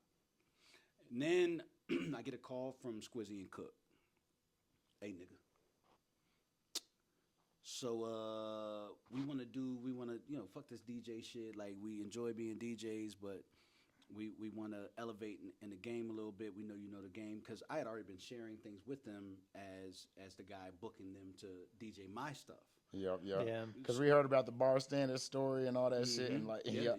Like, the first time I booked Squizzy, I thought he was ass on the mic. I took the mic and I showed him how to fucking talk on the mic. I think he's gonna say that I'm saying this wrong, but Squizzy got on the mic and said some shit like, "Whoa." Cause you ought to be putting 10 off. Hey, bro, when I tell you turn the music off, I go in front of the stage, turn it on. And I get everybody ramped up, and then he drops the song, and watching everybody ignite. You went to Barstander, didn't you? You ever go to Barstander? Did I was there like his rooftop night. I didn't want to go downstairs because like you had too much West Coast. Like Denver's popular for West Coast shit. And well, like we had. I mean, there were so many people. We had to start using that upstairs patio, so we put a DJ out there so we could have more room to get everybody in. Okay. So we put Squizzy out there. So at that point, Squizzy had already started to become a highlight. KDJ was still the prime time. Was still the main event. We also used Top. We used Cook a little bit too. But Squizzy had something, and I noticed it fucking immediately, even though he was ass on the mic. Now I don't remember this part, but now Squizzy can outdo me on the mic. Pause. Outdo me on the mic by a mile, bro. Like, I mean, that motherfucker has a charisma that he don't even have to say shit sometimes. Like, it just pours out of him. It's fucking weird. He just knows all the moments. Oh my God, his timing is fucking perfect. Yeah. I seen this shit on Bronco shit, like him with two other little white bitches on the Bronco shit, and like it was his cue to say something, and like I was like, he that's is on fucking my point. nigga, boy. This guy is so talented that I used to deny his talent to him and just further motivate him by reminding him that the only DJ I've seen get an ovation at the end of their fucking set, a clapping ovation, is KDJ. KDJ is every DJ's favorite DJ. That motherfucker. I fucking love KDJ, boy. I need KDJ on this motherfucker. But if you get KDJ on this motherfucker, guess what he's gonna say about Squizzy? The same shit I am. Right. Squizzy is different. Right. Motherfuckers can play the same set as Squizzy and use the same words and on the microphone, and it will not be the same. It is very weird. Plus, Squizzy has this very strange luck. This like an ancestor or something that's always with him. This motherfucker gets shit done by accident. It is fucking crazy. And I don't want to minimize that portion of what I'm saying. His skill and stuff like that. It obviously, is. Yeah, there's a lot of that, but it is. Squizzy is him. With the interviews that we've done, we kind of see that where it's like a lot of people just happen to be in the right place at the right time with like the right group of people and stuff like that. It's just taking and he's one of them people, Oh man. So Squizzy and Cook called me. We want to do this. Just build our own company. You in? I said, yeah. Because I'm seeing you out and about too around, but you just civilian Kev now. When I'm seeing you out and about, like some of these times. In most cases. So what I What wanted are we talking to. about? Where were we at? So I now? still wanted to. 20. We're about 12? yeah. No. 14. 14. 2014. Yeah. Okay. 14? 14, 15, 16. In that, That's still standard. No, 14, 15, 16 is still standard. no. Yeah, because Yeah. It's possible, but this was happening. I was done at some point, and they brought me back. Remember, I'm old, bro. All this shit started to meld together. Yeah. That's the truth. Also, it's his story. Like, Yeah, let him. yeah. It started to meld Yeah, together. let me. But No, remember, you- I don't have many branches that go in opposite directions in my story. My story is a fairly straight line. So trying to calculate those timelines, I do remember that Brian came to my wedding. That was in 2016. So obviously you might be right now that I put that together, right? Mm-hmm. But this shit, and maybe there's some Alzheimer's dementia happening. Yeah, it's setting in. But I'll take care of you though. Out of all the kids, you're not my fucking son. But but I remember I got the call. They wanted to form a company, so we formed Higher Power Entertainment. And we didn't really have to discuss our roles in it. It automatically kind of just naturally happened, where Cook is the workhorse. Cook is boots on the ground for everything. Like, he paid attention. we talked to about detail. that. Yup, Like, he's the nigga on the ground oh walking my God, around. bro. And, That motherfucker works so fucking hard. So hard. Yeah. Squizzy is a face and an attraction. We at some point he's the little Kevin Kain. he's the and that's what I used to be for 3D. That's why Yup, I recognize it I so know. fast. Yup. And I was the experience and the knowledge about the business, elevating the business beyond just throwing parties. Yeah. And kind of You giving the us Max. What's bro named? DJ nigga, man. The who? Max. What? fucking. He said Max. I don't know. Yeah, I know. Fuck, man. No, he's still The fucked nigga up on the about ones and twos, nigga. getting the nigga, pushed by the Arab. The big nigga, you him now type shit, coaching younger 3D. But I don't want to call it coaching because that's unfair. That's unfair to the partnership. mentor. Nope, I had already done that. I feel like the mentoring took place before we made this deal.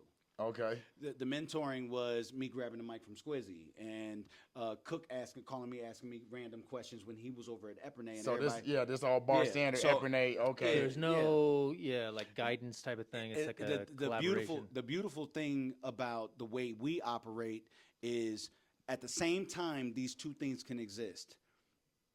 We'll answer every phone call from competitors. We'll give any piece of advice because we have a passion for nightlife and we want our spaces to be full of people enjoying themselves and celebrating their moments of life. But at the same time, anybody can fucking get it. Anybody. I'll bury anybody. I'll bury any of you niggas to make sure that this shit is wonderful for these people. And you should feel the same way to me. You should feel I'll bury this nigga to make sure that this shit is better for everybody. And that friendly competition is what made, because of what we talked about earlier, is what made everything kind of further elevate. So now we're on Market Street. Now we're in Lodo. Now we're in these places that just 10 years ago didn't exist for us. Right. Yep. Now we've made ourselves so valuable that when these EDM clubs start going down, because they're going down, they're still going down. The numbers aren't the numbers anymore. This used to be an EDM heavy city. Yeah. It's not the case anymore. Everybody loves hip hop. Look at what Kendrick Lamar did. Kendrick Lamar and Drake did. They took over the world on a battle. There's been hella battles. Think about it. There's never been a battle where you can't scroll once without seeing Kendrick Lamar, without seeing some hip hop shit on anybody's algorithm. Everybody's algorithm had it. Yeah. You understand what I'm saying? That is an elevation battle of the culture, reached to the point to where that shit needed to be on the Super Bowl, bro. Like, Yeah, it was like capitalized on. Like everybody, bro, Like- motherfuckers was texting each other like, Kendrick just dropped, Drake just dropped, Kendrick just like, since when? yeah. It took people days to find out that Pusha T killed Drake. It took People that had no idea. Adonis shit. Oh my God, it Yeah. took days. Yeah, it's true because you could say like the Pac and Biggie thing was like Yeah. the biggest ever, but we didn't have social media Exactly. back then. So we there's weren't all getting, all of these things But even that, still, that play a like- part into it. That play a part into it. I don't think Pac would have got invited to the Super Bowl to play Take Money. No, not at all. Not at all. Take Money. Not at all. And what Kendrick did to Drake was vicious. It was Yeah. vicious. Yup. But mind you, what Drake attempted to do to Kendrick was also vicious. It was a very vicious battle. I think it was well fought by both. I think this is a clear winner, and that should be it. And this is why I don't like Drake, because that's not it for him. Yeah. But whatever, that's another podcast. Nah, for real, yeah, that is another. This is about you right now. Yeah, but yeah. Fuck that. Yeah. But so, and I only say that because Squizzy and Cook are such Drake stands. They like, we sat in foreplay. we heard that Kendrick was on Future shit on Like That. Yo, we in foreplay taste testing the new menu. Tell them to stop cooking. Future just dropped. Nigga, we all sitting around the table. I'll never forget this shit. He We all said, bring the sitting- chef out. Yo, nigga. we all sitting around the fucking table, and we hit play. And we listening, we waiting. Everybody's mouth dropped. Like, this was a moment. For the culture, for hip-hop, this was such a pivotal fucking moment. And for me, somebody who was around when hip-hop really kind of goddamn started, when they were burning fucking tapes and had congressional those days. hearings Yeah, and sure. all this shit. Yeah, For you was there. Bro, I was there. Yeah, like I ain't when got no the shame. first- I know this is an old joke, motherfucker. I ain't got no shame. It was such a pivotal moment because everybody gave a fuck. Everybody. So this also has a point in what we do here when it comes to nightlife. This also is why people, we have, just last night, Saturday night, we were at the old lobby at Native. The crowd was so mixed. Yeah. People of every nationality, every culture. Thursday night was Ladies Love Thursdays. That's all we call it. It's Ladies Love Thursdays. That's it. Fucking Mr. Lee in there popping bottles. He owns Mizu Izakaya, best fucking sushi restaurant, Japanese restaurant in the city. The shit. most wonderful Japanese whiskey selection in Denver, period. You ain't lying. Yeah. It like shit. fire shit, right? Shout out to Mr. Lee. Mr. man. Lee gets Shout shit done. I hate having to call him Mr. Lee, but this shit sounds whatever. Hey, 'cause I was like, Mr. Lee. Mr. nigga. It's really just Lee, but Mr. Lee is what everybody else calls him. All right, what's up? But this is, we're watching another turning point in hip hop, and to be a part of it with what we do when it comes to nightlife is truly important. And I feel like Squizzy and Cook already had that same vibe. That tutelage I may have given them happened prior to that. Okay, so as we became partners, I had my job to do. Squizzy, I can't do what Squizzy do. I don't have the knees to do what Cook do. Cook. Wait, wa- yo. What? Pause. Yeah, that's crazy. That's funny that you got that and me and this nigga. I don't have the wherewithal and the stamina. Pause. To do what Cook do. But at the What same the time, fuck does Cook do? he worked hard, bro. That motherfucker works hard. No, man. I'm saying, but the way. I'm not gonna gay this up with you. I'm not gonna do it. I'm not gonna do it. Yeah. I said the Keep pause. going. All right. And You this, set that nigga up. this is a stark difference, both in the timeline and where hip hop was and nightlife was, compared to now. Like, it's hard to say that Francois and Alvin wouldn't have been the same type of partners today, right? Because we were in a different part of the timeline. In this part of the timeline, it makes perfect sense for me to be pouring into Squizzy and Cook, for Squizzy to be pouring into me and Cook, for Cook to be pouring into me and Squiz. We all have something that is fair and balanced, that never had to really be discussed. It was so automatic. And when it started with a motherfucking bang. And the losses were so fucking few, I can't even tell you none of them. But I can tell you the last time I lost, and it was a white party. It was the last white party. It was the last time I lost, and that was me trying again to go back to this other part of the timeline to do what we used to do, and elevate that. But maybe that's over, and that's okay. Maybe that's over. Maybe now we have to realize what we thought we realized before, what I thought I realized before, which is the draw in this city is us. We don't market like these other clubs do. We don't have to book Tiesto to come fill up Beta. We got Squizzy Taylor. Yeah. We got Cowboy Cook. We got Kevin Kain. We put ourselves out front, and because of how we treat people, because I'll pat the fat girl in the ass and say, "Hey, baby," the same as I'll pat the pretty light-skinned girl in the ass and say, "Hey, baby." Mind you, those are not literal; those are figurative pats on the ass. I don't know if y'all see the Not documentary actually come out. on the ass, y'all know. but showing attention to and love to and appreciation to everybody, which Squizzy does amazingly, which Cook does when he decides to say words, because Cook is extremely fucking introverted. But that kind of activity and love to our audience and the people that show us so much support is why we're able to not have to book these things. So when we do book these things, it's to provide value to these customers that show us so much love. Because that could be a night we take a loss. That could be I saw that loss from the white party coming months before we took it. I could have cut my losses well in advance. I didn't. And it was brought to the table. I said, no. We have a responsibility to this audience and to the people that fuck with this event to make sure that it goes on. We could have canceled. I could have got my money back.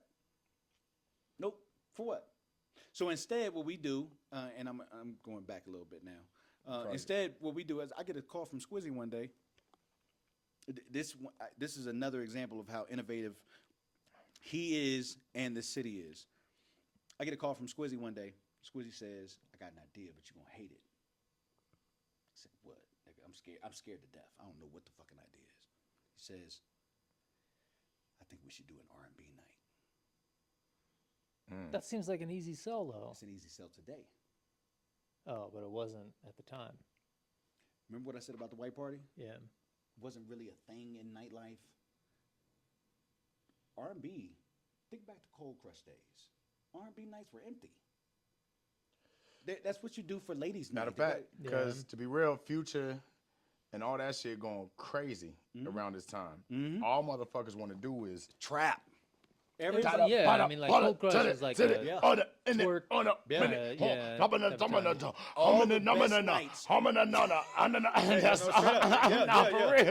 in love with the cold. Like we're not in an R. And think about what R&B artists were a big deal back then, at that time. Who are they? What was that? Just Chris. Jacquees. No, Jacquees wasn't there yet. Yeah. Just Chris. Bryson Tiller. Maybe? Not yet. Not yet? Not yet.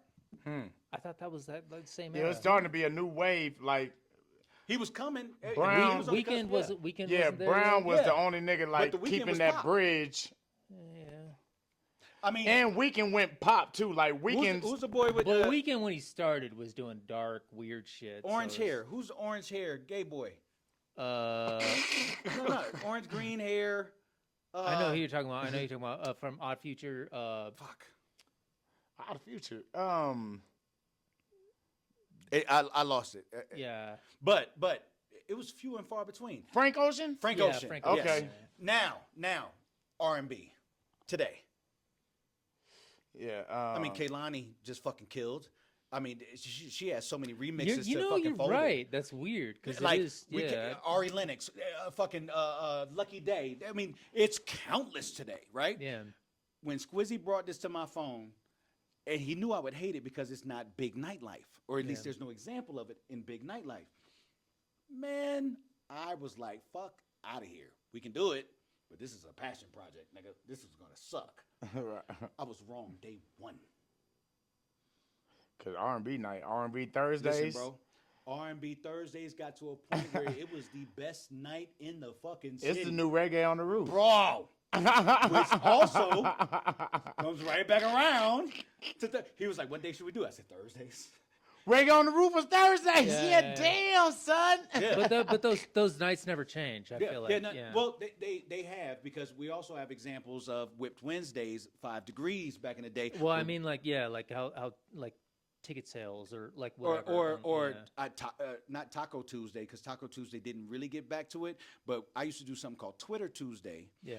Where Riot House is now used to be a place called Brothers. Before that, it was a place called Theory. And before that, it was the Real World House. Yep. Okay. Yeah. Yep. Okay. Yeah. Okay. Yeah. So, It's not Brothers no more. no, it's Riot House. Okay. It's Riot damn. House now, and Riot House just closed, so it's empty now. Right? Huh. But they went in with EDM, lasted fucking 14 months. EDM is over. EDM is over. But when we get in, It's Kevin Kain's and Sons now. You better have a walk off. All right. Okay, My bad. okay. My bad. You're gonna have my kids wondering. Is this our brother? All right. But at the end of the day, I feel like everything comes full circle. I think I've given a couple examples of that. No word. And while the patterns may change a little bit, like my Tuesday after Reggae on the Roof was over and that relationship had paused for a moment, I had Twitter Tuesdays that looked exactly like Reggae on the Roof at Brothers. Yeah. You know what I'm saying? Theory. Yeah, that Theory. Yeah, Yep. It was Theory. Yep. It was fucking nuts on a Tuesday. God, I remember Theory. Yeah, it was fire, bro. That shit was so much fun. Listen, it's important that the audience has a place to socialize, meet new people. We work so hard Yeah. in our day-to-days and all that shit. To not have our social environments would be a travesty. And one point I want to make is the powers that be really want to remove them again. I feel like every 6 to 8 years they try really hard. Like right now, fucking Status is closed. Fucking Orchid is closed. Status been closed. Yeah, it closed. Orchid is closed? Yeah, Orchid just closed New Year's Eve. That we shut it down New Year's Eve because we saw the smoke coming around the corner. Yeah. They go after these places. Mind you, we didn't own the majority portion of Orchid, so it wasn't on us. We joined an already established space that needed some help, and we brought it up, but something that took place prior to us getting there took them out. Yeah. And they're going to continue to attack our downtown spaces. So what's the answer? There's Glendale. There's Cherry Creek, there's Aurora, there's all these other places. I just hope that when this transition potentially happens, that the people still support it. Because it's not easy to make these spaces. Yeah. No facts. Damn. So hold on, nigga. That fucked me up. I'm giving you a forecast. It's gonna happen. Right. Because they're gonna run nightlife out of downtown Denver. the fuck is it gonna be for? Like, Wait, that's your livelihood, right? So Yeah. like, I mean, how do you feel about Go that? somewhere Damn. else. Yeah. Let's go somewhere else. just move the Different trap. parts of the city. Yeah. Yeah. It's not shut the trap down all the way and think it's- of another trap. It's move not- the trap somewhere else. Yeah, it's not necessarily a bad thing. But if you look at Glendale right now, in Glendale, you can stay up until 4:30. Yeah.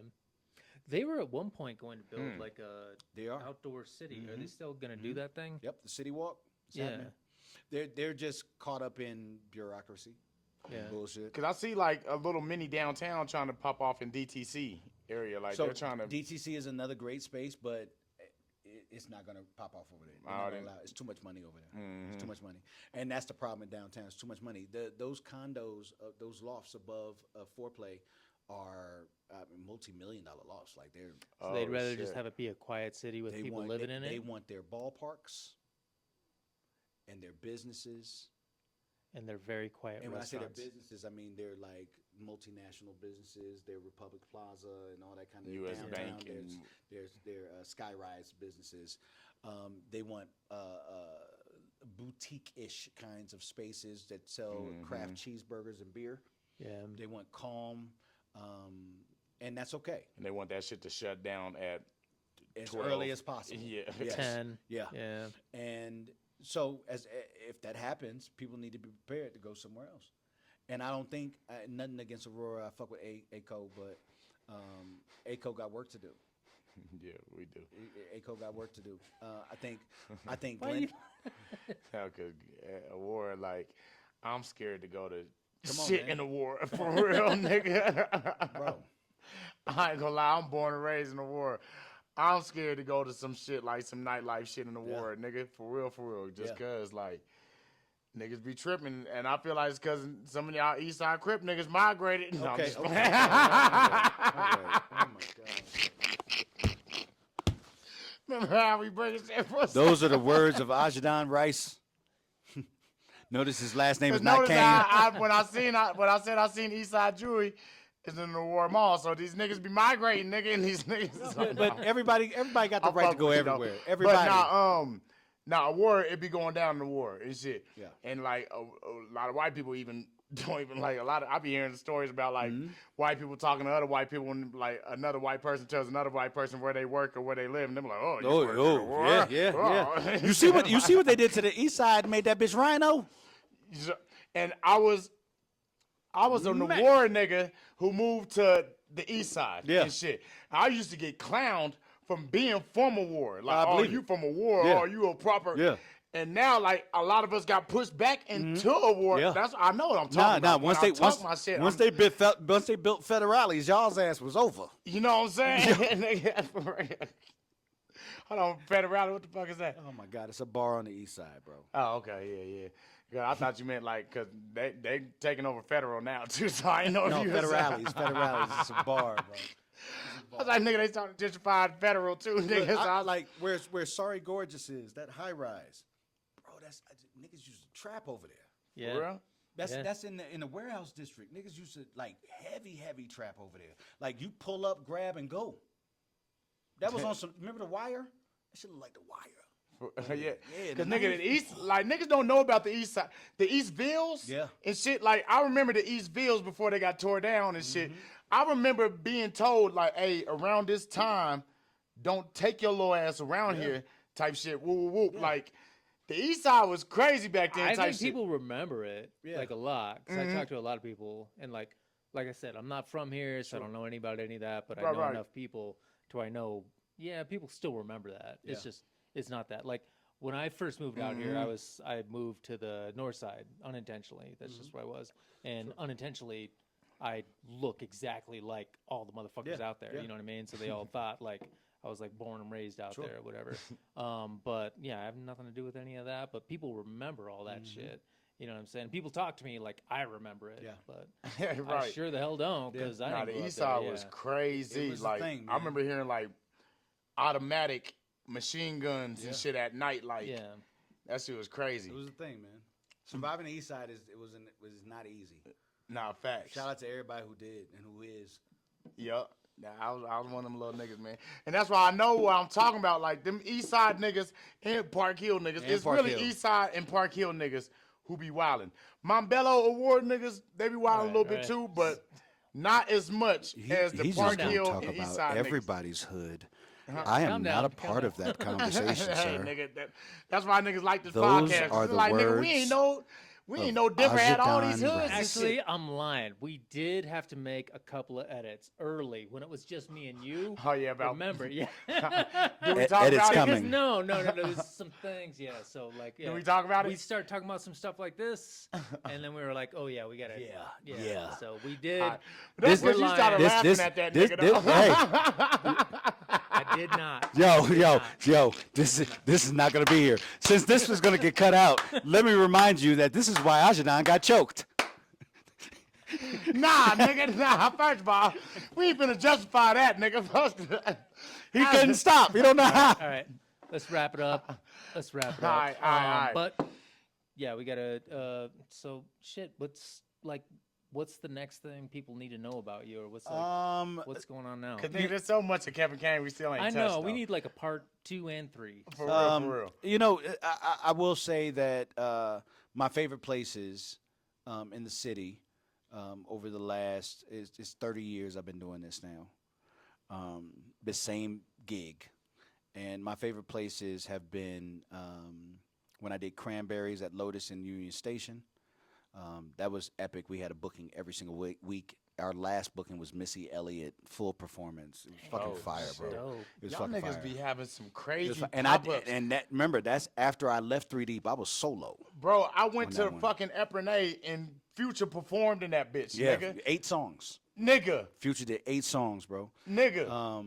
And my other Y'all be favorites. having some crazy pop. Nigga, I got to meet fucking Cedric the Entertainer. That nigga gave me game before I went on to the Apollo at Epernay. Nigga, I got the Tony Rock shit from the Epernay. Like, y'all niggas be having, for real. Tony's my guy, bro. Tony always, anytime. But that's another thing about relationships, like building these relationships. These people always come back to you. Those managers I was talking about earlier, how everybody wants the old manager. When an old manager has a new artist, they call us. They reach out to us because they know us. They know we still Reliable doing it. connection. Yeah, and they know we're not gonna play no games. We're not gonna fuck over their bread. So, Reggae on the Roof, another fucking amazing time in this culture. Dorchester, an amazing time in this culture. Bar Standard, an amazing time in this culture. If we put all that on over here for a minute, what's next? I think Foreplay is starting something. They're starting some shit. As soon as y'all niggas able to open past 12, Well, we nigga, can. It's a wrap. We've never been not able to. We've never been. That is by, y'all can. That's by design. strategic. Okay. Very, very much so. It's by Okay. design to get people out earlier because I don't see the city and county of Denver extending the hours anytime soon. They've had several chances. The bill has been put in front of them so many times I can't even count. And it makes logical sense to extend the hours past 2 o'clock so people are not drowning the streets at the same time or getting out of these multiple clubs at the same time, causing havoc. That's when all the That way they clubs got leave at their choice leisure. to leave at like Right. But 2, the argument is, well, they'll just come out later, which is also possibly true. We've seen that. You can go to Vegas right now. The place can stay open until 5. We don't even go until 1:30, 2 o'clock. But there ain't gonna be like a shootout at 7 in the morning. Exactly. Yeah. And that's exactly that. So ideally, there's changes coming. And I think Foreplay is a good example of us starting it before somebody forces us to have to, where we're purposely socializing, we're feeding people so that the alcohol isn't as intense on their bodies, so they don't make those terrible decisions like you made when you decided to get choked out. And Unnecessary. sorry. But those social places, so we remember. So we remember why we're out in the first place. We're not out to catch looking the for fun times. Yes. Everybody wants to go out for a fun time, right? Yeah. So Foreplay is kind of focused on showing the fight last night, gathering up for the game. If you ain't got tickets, you can watch it here. I'm supposed to be blah, a blah, blah. fight night. I mean, Foreplay right now. But I told my niggas like, nigga, I am too. Shit. You know what I'm saying? Right. I canceled going there. I did. So I think that's one thing that'll happen. There'll be more social environments like dedicated to people socializing and meeting new people and celebrating. The dance days are over. I feel like bottle service is killing the club, especially the big club. But this shit is too expensive. If you're not a drug dealer celebrating a birthday, it's kind of it's gone too far. It's time to find a new like. It's time to dance again. I want to learn that Somali dance with the motherfuckers. Nigga, I swear to God, nigga. What are you? And I want to get the foot shit. I want to. Nigga, what? Yo, Pop it in the top. Hey. I want us to get back to dancing. I want to get back to the times where guys were so focused on meeting a woman in the club, they would ask her to fucking dance. Like all that shit is gone. Because of I the love bottle, that, though. it's I like love a where money your mind show. goes. You know what I mean? Yeah. So boom. Okay, Makes so sense. you dead in that. Now you back on your what's that shit when you pioneer shit, nigga? Yeah. All right. But I don't think I ever left it. Right. How many things have I said out loud today I ain't get from nobody else? Now that's real. But don't get me wrong, we all Nah, that's learn from real, each other too, at yep. the same time too. Right. That's what evolution is. That's how we evolve. That's how things get better. There Also, wouldn't be a ain't nothing LeBron new. James without a Michael Jordan. There wouldn't Ain't be a nothing- Kobe without. know Ain't what I nothing new under the sun type shit. But we all take from what we see. I remember when we were developing foreplay, or fuck that. I remember when we were trying to figure out what we would do next, and it ended up being Dorchester, and we flew to fucking Vegas, and we didn't drink shit. We got a table, we got bottles, had a bunch of girls around, and all we did was pay attention to production. Vegas, at that time, at Dre's, production on fire. Every single song had a different lighting arrangement. Every single song had bro, the choreography of the dancers, everything. If you think back to Dorchester, what did we do? Put that box in the middle, had a dancer go up, 15 minutes come down. Ready? Go up. Go back up. The lights. Remember what we did with lights? Turn. Remember, she's in love with who I am. Back in high school, I used to bust into the dance. No lights on. It's pitch black in the room. It's not a single light in the room. Now I remember Dorchester, 'cause I'm like, now it's Dorchester, Thailand. Had me Dorchester. out like a light. All the lights. Yeah, like I like. Bro, I look back at those videos from Dorchester and realize we had no idea what we did at that time. Yeah. It looked like a big ass bowl of fucking just people just losing their fucking minds. Like anybody outside partying in Denver right now, you have no idea what it's like to party at Dorchester Nah, for in real, 2018. It was fucking. But we took the time. We did the work. We went and saw some shit. We were focused. We came back. We developed a plan. Like we damn near It's fucking practiced it. smart though, because Vegas knows how to leech every dollar out of people. Hell yeah. So if you want the fucking cheat sheet, Master class of. Yep. yeah, go to Vegas. Yeah. So I think we'll continue doing more of that. And So boom. So that's the game plan. Take out the bottle service shit. no, we're not gonna take it out. I like Okay. where your mind is at. It's so much like what you're saying, because it's like there was like this like high roller type of thing that was going on for a long time, and it wasn't fun for a lot of people, because it was like everybody looked cool. Yeah. Everybody looked cool. Nobody have fun. Well, And motherfuckers what ask you're me- saying is, 100%. like, what you're saying now is like, let's all It's fucking killing. have It's fun. killing the Yeah. experience. When motherfuckers ask me like, yo, why you won't be stepping out? To be real, nigga, I'm not finna be doing this bottle. I don't even drink like that type of deal. To be real. You know who do most of bottle service now? It's three. It's three people. The majority of bottle service is dope boys, strippers, and girls that work bottle service somewhere else. Yeah.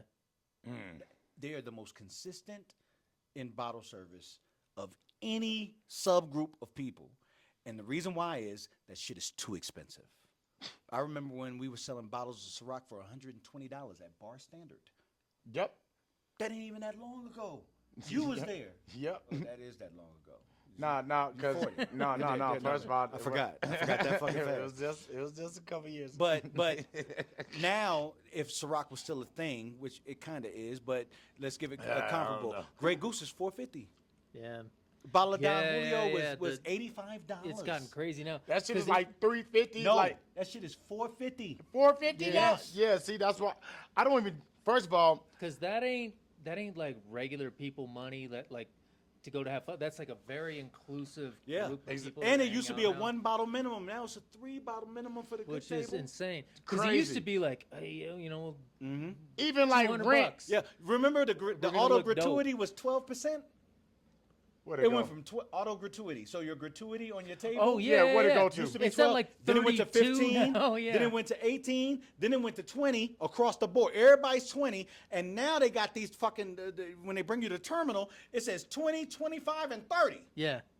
Yeah, that shit is crazy.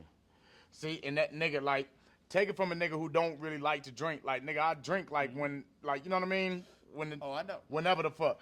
But, nigga, I'm hearing these numbers, and I'm like, nigga, I don't even want to buy a whole fifth from out the liquor store, let alone pay Pay the $400 for 30 one of the times the amount. Let me Like, tell you this.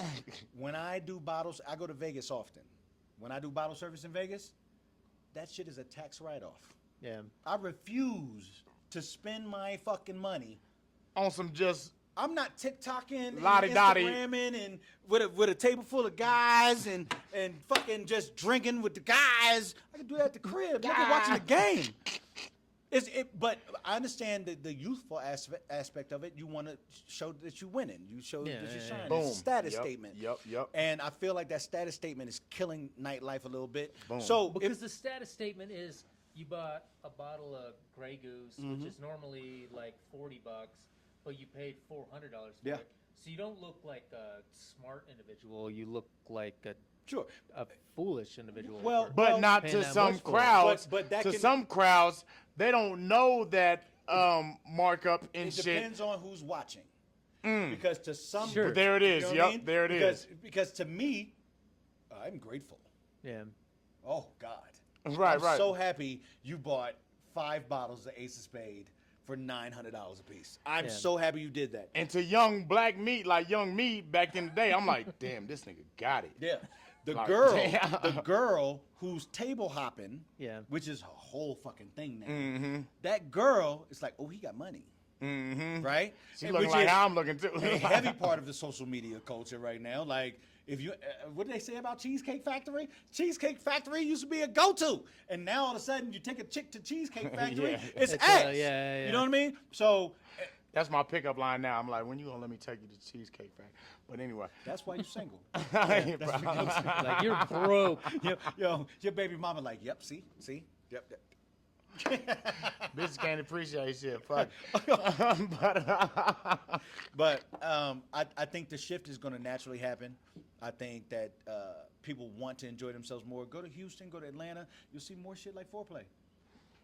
Yep. You'll see more foreplays. For real. Even in my guy Brandon Marshall has Hattie B's in Vegas. It's off the strip, but a lot of fire shit is off the strip now. You go over to Hattie B's, that shit turns into a party. That shit is a great time, and the food is absolutely fire. You know, former Bronco, this guy loves the city. I couldn't wait to try it, and everything on the menu is amazing. I think you'll get more of that. Like, we want y'all to be here to enjoy yourselves and celebrate. We don't have to gouge you. We'll give you quality. We'll give you an experience.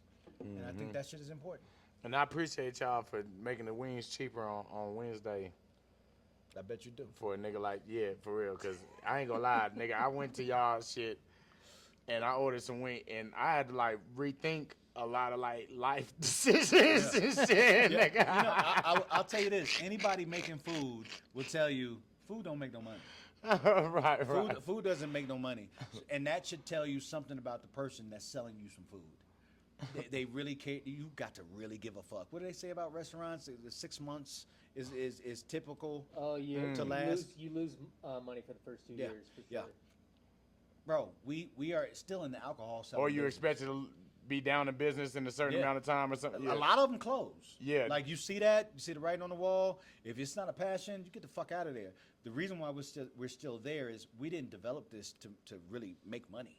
We developed this for our passion and the culture and everything that I've said to you guys over About the that last green 4 fucking backdrop hours. that I see in everybody's picture. Yeah, and it's shit, important. and- yeah, It's important, yeah. bro. So, Yeah. to finish up my piece of this, I just hope everybody continues to support and understands that whether you hate us or love us, we're doing this for y'all, for everybody, and fight it with us. Yeah, you made like some like really like insightful points like early on. What Thank you were talking about like nightlife, because like I think about it as just like partying, honestly. sure. Like but you were like, this is where you might meet your future wife or your your best friend or like like all these things like kind I of met like my happen. baby mom. And Yeah. like those were great points. I had a 'cause- guy come up to me and say, "Hey man, can I propose to my wife?" In Dorchester in 2018. Came right up to me in the DJ booth. I said, "Abso-fucking-lutely." That those moments, so as few and far. I mean, that's only happened like 2 or 3 times in 30 years. We stopped the music. I put the spotlight right on the box on the side of the DJ booth. And he goes over and he says, "Can you come here real quick?" I hand him the microphone. He says, "Can you come here real quick?" He gives her this great speech that he had already practiced. He couldn't possibly think that I would have said yes to this. It's not even a place for it. Have you ever seen that in the club? Nope. Right? It's not normal. And like, Not to be normal. honest, like, where y'all was at and where y'all be at too, like, you thinking, nigga, like, He said nah, that we not doing that. he met her at one of my parties and felt like he should ask her to marry him there. And even after that, they invited me to the wedding and da-da-da.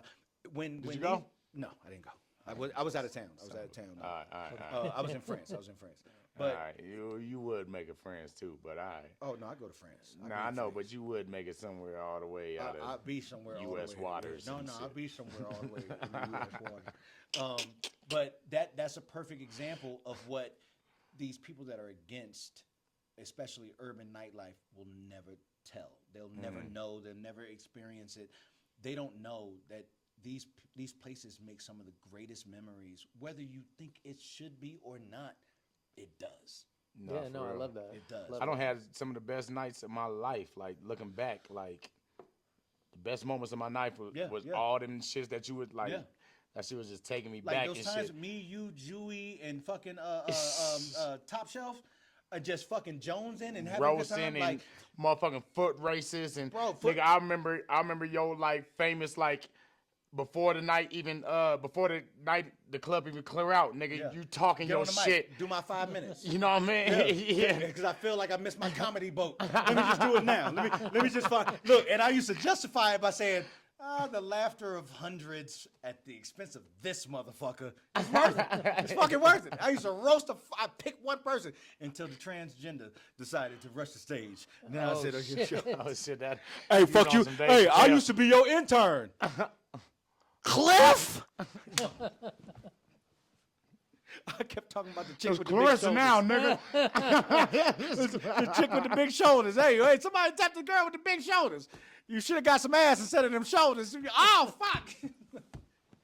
Who you talking about? What the hell? Hey, I'll beat your ass, Kev. Kev? Wait, you know me? Fisticuffs. I learned the hard way that night. Pause. Oh yeah, for real. I'm glad you catching these pauses. But Yes, I'm sure I'll be done with this club shit in the next 5 to 10. What are you gonna do then? I've always said that my final retirement will be selling super expensive furniture at probably like Restoration Hardware. What? Yeah, no. I understand that in a weird way. I understand that in a weird way. It's few and far between. You'll see 2-3 customers. It's not high pressure. HW Homes. Yeah, You know what I'm yes, talking yeah, about? yes, I do. What they Yes. do is they go curate stuff from like other countries and shit, and they bring it in. They find like specific pieces. They sell it for like thousands of dollars. I've been building like, nightclubs out for fucking 30 years. Do you understand what I understand about ambiance? Oh my God. And feng shui. And how to do it for the cheap. Bro, I want to sell somebody this couch that you will fall in love with. Motherfucker, I want to sell you this dining room table. I know you don't think you need this, but let me tell you why. bro, You need this I 100% $12,000 get it. coffee Bro, table. I worked for a company that did that too. They'd go to like Thailand and shit like that, like little villages, and they'd pick Yeah, up man, like chandeliers, bro. logs and shit and turn it into like fancy shit. Yeah, stuff little like that. third world countries like that's our living room set up. Oh, yeah, that's I called the my rich plug in people China. do. Yeah. I called my plug in China, who I normally get, like I buy my bulk. Hold on, let's not just your plug in China. Yeah, yeah. You can't just like slide No, by that. so I get well. The best way to get like bulk furniture for a restaurant or for a nightclub is from China.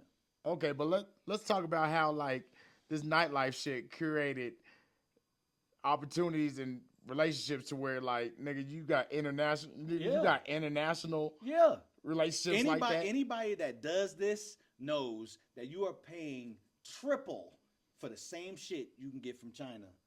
And when it comes to furniture and like chandeliers and all that feng shit, shui and bro, I called this ambiance. motherfucker. I said, "Hey, listen, I because she normally she made the the orange couches we have in Foreplay. Yeah. So she made those for us. The couches we had in the lobby, she made those for us. So I called her. I was like, yo, I need chandeliers for this spot I'm opening called 99 Bottles. Before we opened it, I ended up selling it. It became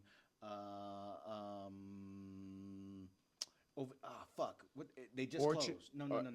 The over there right around the corner from the strip club on 15th.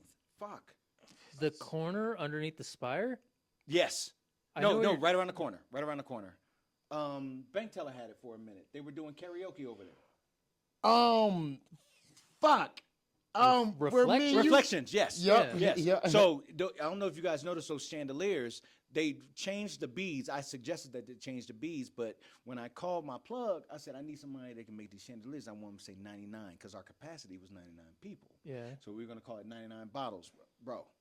I ended up selling it to Bank Teller and let me rephrase that. Me, Squizzy, and Cook sold it to Bank Teller and Doc, my guy Doc, shout out. And I said, listen, y'all can keep those chandeliers. I worked real hard to get them chandeliers.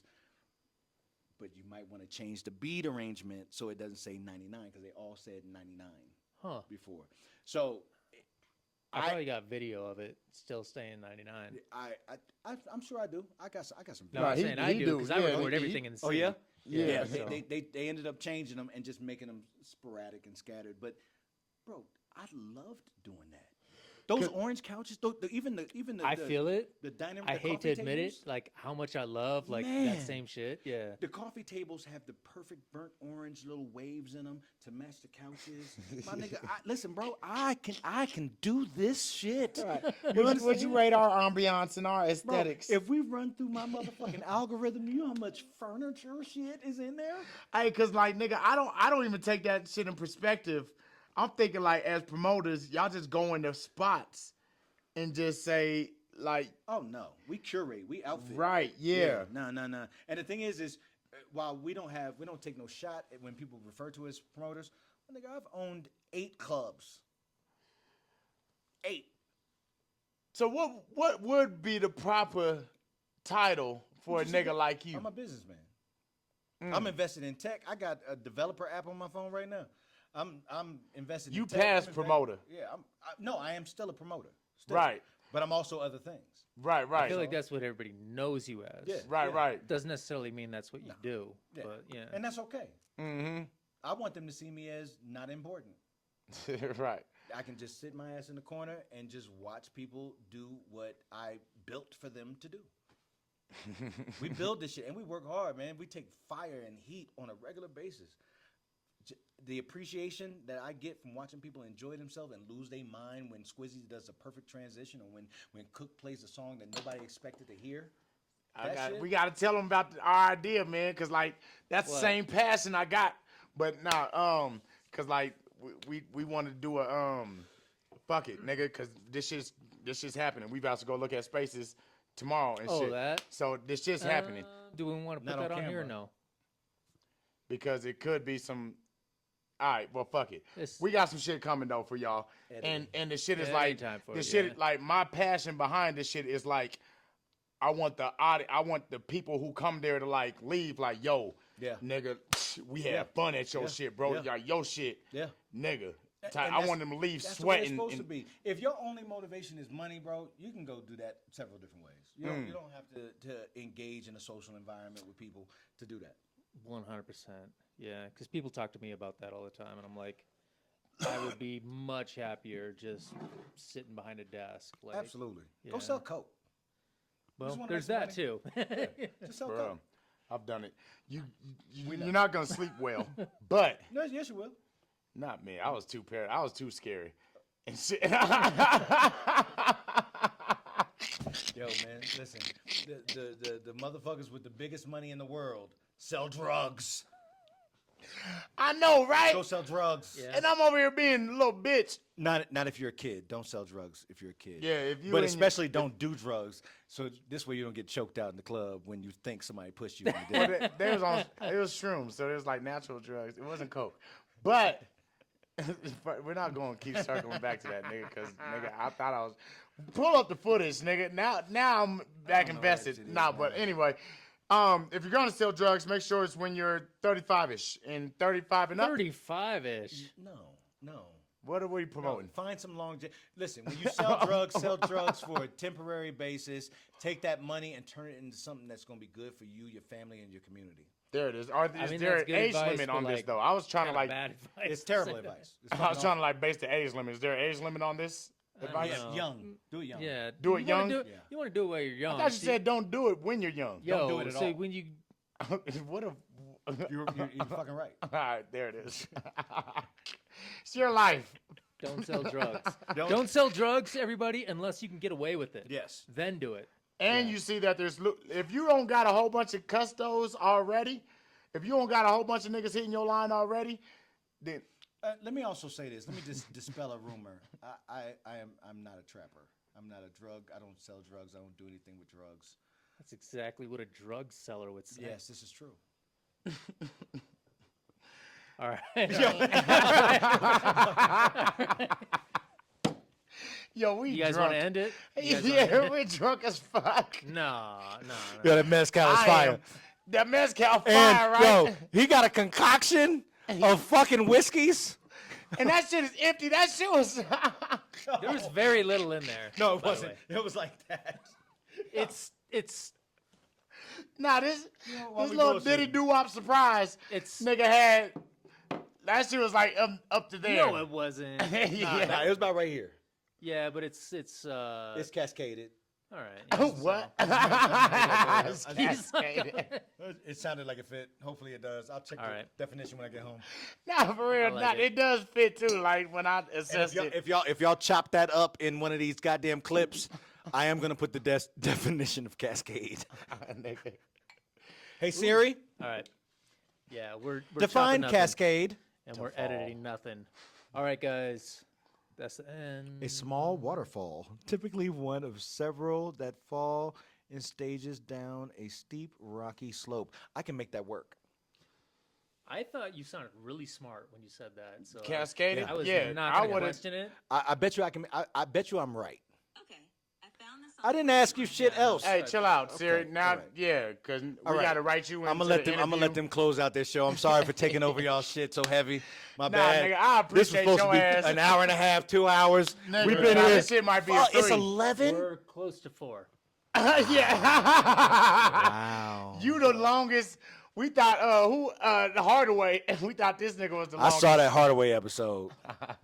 I wanted Did to you watch it all the comment. way through? Yes, I did. No way. Yes, I did. Did you see how many times I tried to close Yo. it? Yo, my nigga Hardaway, he had some shit to get off, didn't he? Yeah. I don't know though. I feel And I like appreciated it. I feel like I we're just had not to even pee. done talking to you yet though.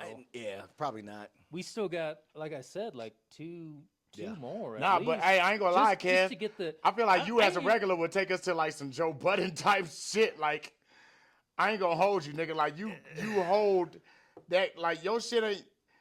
Your story ain't over, nigga. No, like it's not. And to be real, it's not no back behind the scenes shit as you thinking, nigga. You a whole motherfucker, nigga. I'm a whole motherfucker. I know, nigga. I know. See, yeah. that's- All right, now. How to say a the sentence? mezcal's talking. The mezcal's talking. All right. Can we? But let's you cut it? hear the passion. Let's cut it. All right, Thank y'all let's for got it. watching. Hey, I Love you appreciate guys. Hey, All right. I appreciate If you y'all made it watching. through this, you're right, a champ. nigga, for real. You're a nigga, fucking G. You a G, nigga. Episode, Just in closing, real quick, Foreplay is located at 2229 Blake Street, right across the street from Coors Field. Come see us before they push us the fuck out of there. You're right. Right across the street from Coors Field. and it fucked me up too. I didn't know niggas can own shit directly across from Coors Field. And if they But- do push us out of there, we'll be somewhere else. That'll be just as fantastic. Also, right now, Squizzy Taylor is the Broncos' official DJ. Make sure y'all support the Broncos and my man. If you're getting married anytime soon, my guy, not Hollywood Cook, that's former Hollywood Cook. DJ Cowboy Cook is going to be. He's not Hollywood no more. No, he's Cowboy. Cowboy. He's Cowboy. That's Cowboy. Couple years now, Yeah, right? yeah. I mean, I noticed the transit, but I'm not Yeah, noticing same. that I these thought- are I like thought he- serious. I thought he was No, just it's very on some other serious. cool, Right, yeah. cool shit. Yeah. Nah, he's from Texas. He's Texas. He's Yeah, real he's Southern Dallas dude. nigga for. He's developing something really, really great for people that are getting married. I'm telling you, it's gonna be fire.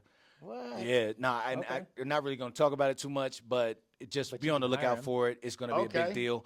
So Cowboy if you're Cook. getting married, you're definitely gonna want to holler at Cook. Also, to my guys, Alvin and Francois, they're still doing their 3D productions thing.